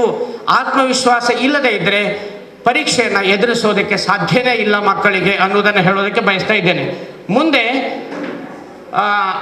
ಭಯ, ಒತ್ತಡ ಮತ್ತು ಉದ್ವೇಗ. ಕೆಲವರಿಗೆ ಪರೀಕ್ಷೆ ಅಂದ ಕೂಡಲೇ ಭಯ ಆಗ್ತದೆ. ನಾಡಿದ್ದು ಪರೀಕ್ಷೆ ಅಂತೆ, ಮಾರ್ಚ್ 31ಕ್ಕೆ ಪರೀಕ್ಷೆ ಅಂತೆ, ಹೆದರಿಕೆ ಆಗ್ತಾ ಇದೆ ಅಮ್ಮ, ನನಗೇನೋ ಜ್ವರ ಬಂದ. ಆದರೆ ಈಗಿನ ದಿನಗಳಲ್ಲಿ ಎಲ್ಲ ಶಾಲೆಗಳಲ್ಲಿ ಅಧ್ಯಾಪಕರು ಪ್ರಾಮಾಣಿಕವಾಗಿ ಹೆಚ್ಚು ಪ್ರಯತ್ನ ಪಡುತ್ತಾ ಶಾಲೆಯಲ್ಲೇ ಮಕ್ಕಳನ್ನು ಉಳಿಸಿಕೊಂಡು ಓದಿಸುವವರು ಇದ್ದಾರೆ. ಅದು ಕೂಡ ಗ್ರೇಟ್. ಈ ರಜೆಯನ್ನು ಹೇಗೆ ಉಪಯೋಗಿಸ್ಕೊಳ್ಬೇಕು ಗೊತ್ತಿಲ್ಲ, ಸಮಯದ ಹೊಂದಾಣಿಕೆ ಗೊತ್ತಿಲ್ಲ, ಸಮಯ ಜೋಡಿಸ್ಕೊಳ್ಬೇಕು ಓದೋದಕ್ಕೆ. ಯಾವಾಗಲೂ ಆಟ ಆಟ ಆಟ ಅಲ್ಲ, ಟಿವಿ ಅಲ್ಲ, ಮೊಬೈಲ್ ಅಲ್ಲ, ಓದೋದಕ್ಕೂ ಕೂಡ ಸಮಯ ಕೊಡಬೇಕು. ಅದು ಹೇಗೆ ಅಂತ ಗೊತ್ತಿಲ್ಲದೆ ಇರೋದು. ಕೆಲವರಿಗೆ ಆರೋಗ್ಯ ಸರಿ ಇಲ್ಲ, ಕೆಲವರು ಡಿಪ್ರೆಷನ್ನಲ್ಲಿ ಇರ್ತಾರೆ, ಖಿನ್ನತೆ ಇರ್ತಾರೆ, ಅದರಿಂದವೂ ಕೂಡ ಆಗೋದಿಲ್ಲ. ಇನ್ನು ಕೆಲವರಿಗೆ ವಿಕರ್ಷಣೆಗಳು, ಟಿವಿ, ಮೊಬೈಲ್ ಇತ್ಯಾದಿ. ಕೆಲವರಿಗೆ ದುರಾಭ್ಯಾಸಗಳು ಇರ್ತವೆ, ತುಂಬ ದುರಾಭ್ಯಾಸಗಳು. ಓದುವುದರ ಕಡೆಗೆ ಗಮನ ಇಲ್ಲ, ಬೇರೆ ಬೇರೆ ಬೇಡದ ಚಟುವಟಿಕೆಗಳ ಕಡೆಗೆ ಗಮನ ಕೊಡುವಂಥ, ಅದು ಮುಖ್ಯವಾಗಿ ಸಿಟಿ ಏರಿಯಾದಲ್ಲಿರುವಂಥ ಮಕ್ಕಳಲ್ಲಿ ತುಂಬ ಜಾಸ್ತಿ ಇರ್ತದೆ. ಹಳ್ಳಿಯವರು ಪ್ರಾಮಾಣಿಕರಾಗಿರ್ತಾರೆ ಹೆಚ್ಚಾಗಿ, ಪೇಟೆಯವರಲ್ಲಿ ದುರಾಭ್ಯಾಸಗಳು ಇರ್ತವೆ. ಎಲ್ಲರಲ್ಲಿಯೂ ಅಲ್ಲ, ಕೆಲವರಲ್ಲಿ ಇರ್ತದೆ. ಆ ದುರಾಭ್ಯಾಸಗಳಿಂದಲಾಗಿ ಬಿಟ್ಟು ಓದೋದಕ್ಕೆ ಆಗೋದಿಲ್ಲ. ಇನ್ನು ಕೆಲವರಿಗೆ ನಿದ್ರೆ, ಕೆಲವರಿಗೆ ನಿರಾಶಾವಾದ, ಕೆಲವರಿಗೆ ಮಾರ್ಗದರ್ಶನದ ಕೊರತೆ, ಮನೆಯಲ್ಲಿ ಹೇಳಿಕೊಡುವ ಪೋಷಕರಿಲ್ಲ, ಅಧ್ಯಾಪಕರ ಮಾರ್ಗದರ್ಶನ ಸಾಕಾಗುವುದಿಲ್ಲ, ಅಪ್ಪ ಅಮ್ಮನಿಗೆ ಏನೂ ಶಿಕ್ಷಣ ಇಲ್ಲ. ಇಂತಹ ಕೊರತೆಯು ಕೂಡ ಕೆಲವು ವಿದ್ಯಾರ್ಥಿಗಳಿಗೆ ಕಾಣ್ತಾ ಇರ್ತದೆ. ಇನ್ನು ಪೋಷಕರ ಒತ್ತಡ, ಒಂದು ಜಾಸ್ತಿ ಒತ್ತಡ ಅಥವಾ ಕಡಿಮೆ ಒತ್ತಡ. ಮಗ ಮನೆಗೆ ಬಂದ ಕೂಡಲೇ ಟಿವಿ ಆನ್ ಮಾಡಿದ, ಮಗ ನೀನು SSLC ಪಬ್ಲಿಕ್ ಪರೀಕ್ಷೆ, ಬಂದ್ ಮಾಡು ಟಿವಿ, ಹೋಗು ಕೂತ್ಕೋ ಓದು. ಕ್ರಿಕೆಟ್ ಆಡಲಿಕ್ಕೆ ಬ್ಯಾಟ್ ಹಿಡ್ಕೊಂಡು ಹೊರಟ, ಬಾ ಒಳಗಡೆ, ಎಲ್ಲಿಗೆ ಆಟಕ್ಕೆ ಹೋಗ್ತಾ ಇದ್ದೀಯಾ, ಪರೀಕ್ಷೆಗೆ ಓದು. ಈ ರೀತಿ ಅತಿಯಾದ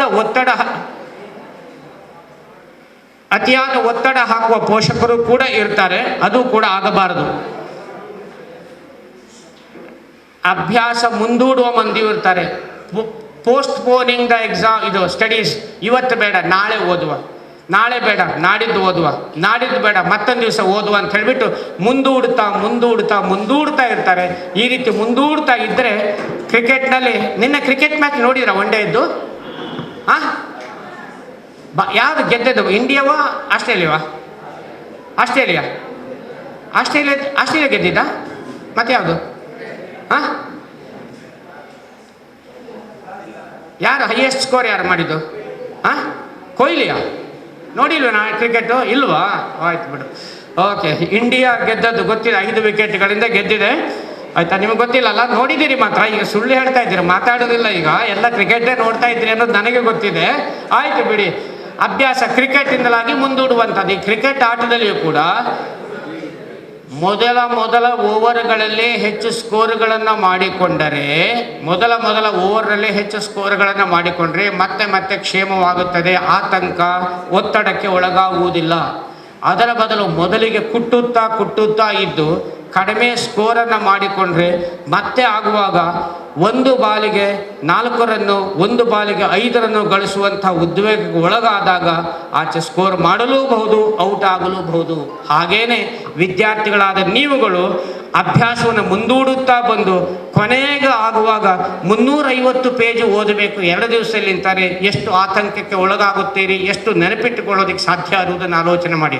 ಅದರ ಬದಲಿಗೆ ಅಂದು ಮಾಡಿದ ಪಾಠ ಅಂದೇ ಓದಿ, ಅಂದು ಮಾಡಿದ ಪಾಠಕ್ಕೆ ಚಿಕ್ಕದಾದ ಟಿಪ್ಪಣಿ ಮಾಡಿಕೊಂಡು ವಾರಕ್ಕೊಮ್ಮೆ ಆದರೂ ಆ ಟಿಪ್ಪಣಿಯನ್ನು ಓದುತ್ತಾ ಹೋದರೆ ಪರೀಕ್ಷೆ ಸಮೀಪಿಸ್ತಾ ಇರುವಾಗ ಆ ಎಲ್ಲ ಪ್ರಶ್ನೆಗಳ ಉತ್ತರವೂ ಕೂಡ ನನಗೆ ಹೊಳೆದಿರುತ್ತದೆ ಅನ್ನೋದನ್ನು ನಿಮ್ಮ ಹತ್ರ ಹಂಚಿಕೊಳ್ಳೋದಕ್ಕೆ ನಾನು ಬಯಸ್ತೇನೆ.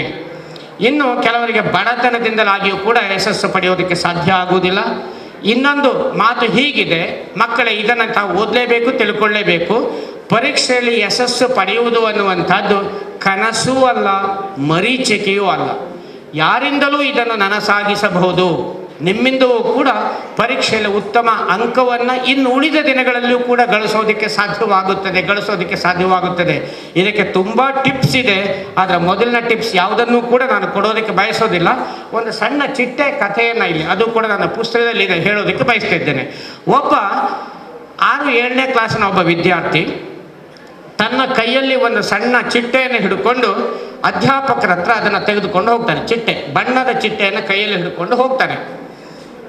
ಅಧ್ಯಾಪಕರ ಹತ್ರ ಕೇಳ್ತಾನೆ. ಅಧ್ಯಾಪಕಿ ಒಬ್ಬಳು ಬಹಳ ಚೂಟಿ ಅಧ್ಯಾಪಕಿ, ಯಾವಾಗಲೂ ಮಕ್ಕಳನ್ನು ಮಂಗ ಮಾಡುವ ಅಧ್ಯಾಪಕಿ. ಹಾಗಾದ್ರೆ ಗೊತ್ತಾ, ಮಂಗ ಮಾಡುವ ಅಧ್ಯಾಪಕಿ ಅಂದರೆ ಚೀಟ್ ಮಾಡ್ತಾ ಇರುವ, ನೀನೇನು ಪ್ರಯೋಜನ ಹೇಳುವಂಥ ಅಧ್ಯಾಪಕಿಯನ್ನು ಇವತ್ತು ಸೋಲಿಸಬೇಕು ಅಂತ ಹೇಳಿಬಿಟ್ಟು ಕೈಯಲ್ಲಿ ಒಂದು ಚಿಟ್ಟೆ ಹಿಡ್ಕೊಂಡು ಹೋಗ್ತಾನೆ. ಹೋಗ್ಬಿಟ್ಟು, ಟೀಚರ್ ನನ್ನ ಕೈಯಲ್ಲಿ ಒಂದು ಚಿಟ್ಟೆ ಇದೆ, ಹೊರಗೆ ಹೋಗಿ ಬಂದಾಗ ಈ ಚಿಟ್ಟೆ ಬದುಕಿದೆಯೋ ಸತ್ತಿದೆಯೋ ಅಂತ ನೀವು ಹೇಳಬೇಕು ನನಗೆ ಅಂತ ಹೇಳ್ಬಿಟ್ಟು ಆಲೋಚನೆ ಮಾಡ್ತಾನೆ. ಆಮೇಲೆ ಅವನು ಮತ್ತೆ ಇನ್ನೊಂದು ಪ್ಲ್ಯಾನ್ ಮಾಡಿದ್ದಾನೆ. ಆ ಟೀಚರನ್ನು ಇವತ್ತು ನಾನು ಮಂಗ ಮಾಡಿ, ಯಾವಾಗ ನನ್ನನ್ನು ಮಂಗ ಮಾಡುವ ಟೀಚರನ್ನು ಇವತ್ತು ನಾನು ಮಂಗ ಮಾಡಬೇಕು ಅಂತ ಹೇಳಿಬಿಟ್ಟು ಆಕೆ ಟೀಚರ್ ಬದುಕಿದೆ ಅಂತಂದರೆ ಅದನ್ನು ಹಿಸುಕಿ ಸಾಯಿಸಿ, ಟೀಚರ್ ನಿಮ್ಮ ಉತ್ತರ ತಪ್ಪು, ಅದು ಸತ್ತಿದೆ ಅಂತಲೂ, ಹಾಗೆ ಅದು ಸತ್ತಿದೆ ಅಂತ ಹೇಳಿದರೆ ಇಲ್ಲ ಟೀಚರ್ ಇದು ಬದುಕಿದೆ, ಯು ಆರ್ ರಾಂಗ್, ನೀವು ಸೋತ್ರಿ ಅಂತ ಹೇಳಿ ಸೋಲಿಸಬೇಕು ಅಂತ ಮನಸ್ಸು ಮಾಡಿದ್ದ ಆ ವಿದ್ಯಾರ್ಥಿ.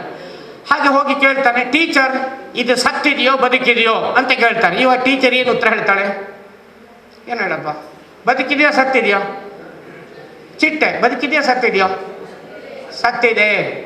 ಇಲ್ಲ ಬದುಕಿದೆ ಟೀಚರ್, ನೀವು ಸೋತ್ರಿ ಅಂತ ಹೇಳ್ತಾ ಇದ್ದ. ಆದರೆ ಆ ಟೀಚರ್ ಕೂಡ ಬಹಳ ಬುದ್ಧಿವಂತೆ. ಅವಳು ಏನು ಹೇಳ್ತಾರೆ ಅಂತಾರೆ, ನಿನ್ನ ಕೈಯಲ್ಲಿ ಚಿಟ್ಟೆ ಇದೆ ಅಲ್ವಾ, ಅದು ಬದುಕಿದೆಯೋ ಸತ್ತಿದೆ ಅಂತೇಳಿ ಹೇಳಬೇಕಲ್ಲ. ಕೇಳಪ್ಪ ಮರಿ, ಆ ಚಿಟ್ಟೆಯ ಭವಿಷ್ಯ ನಿನ್ನ ಕೈಯಲ್ಲಿದೆ. ಆ ಚಿಟ್ಟೆಯ ಭವಿಷ್ಯ ನಿನ್ನ ಕೈಯಲ್ಲಿದೆ. ಏನಾಯ್ತು ಅವಾಗ?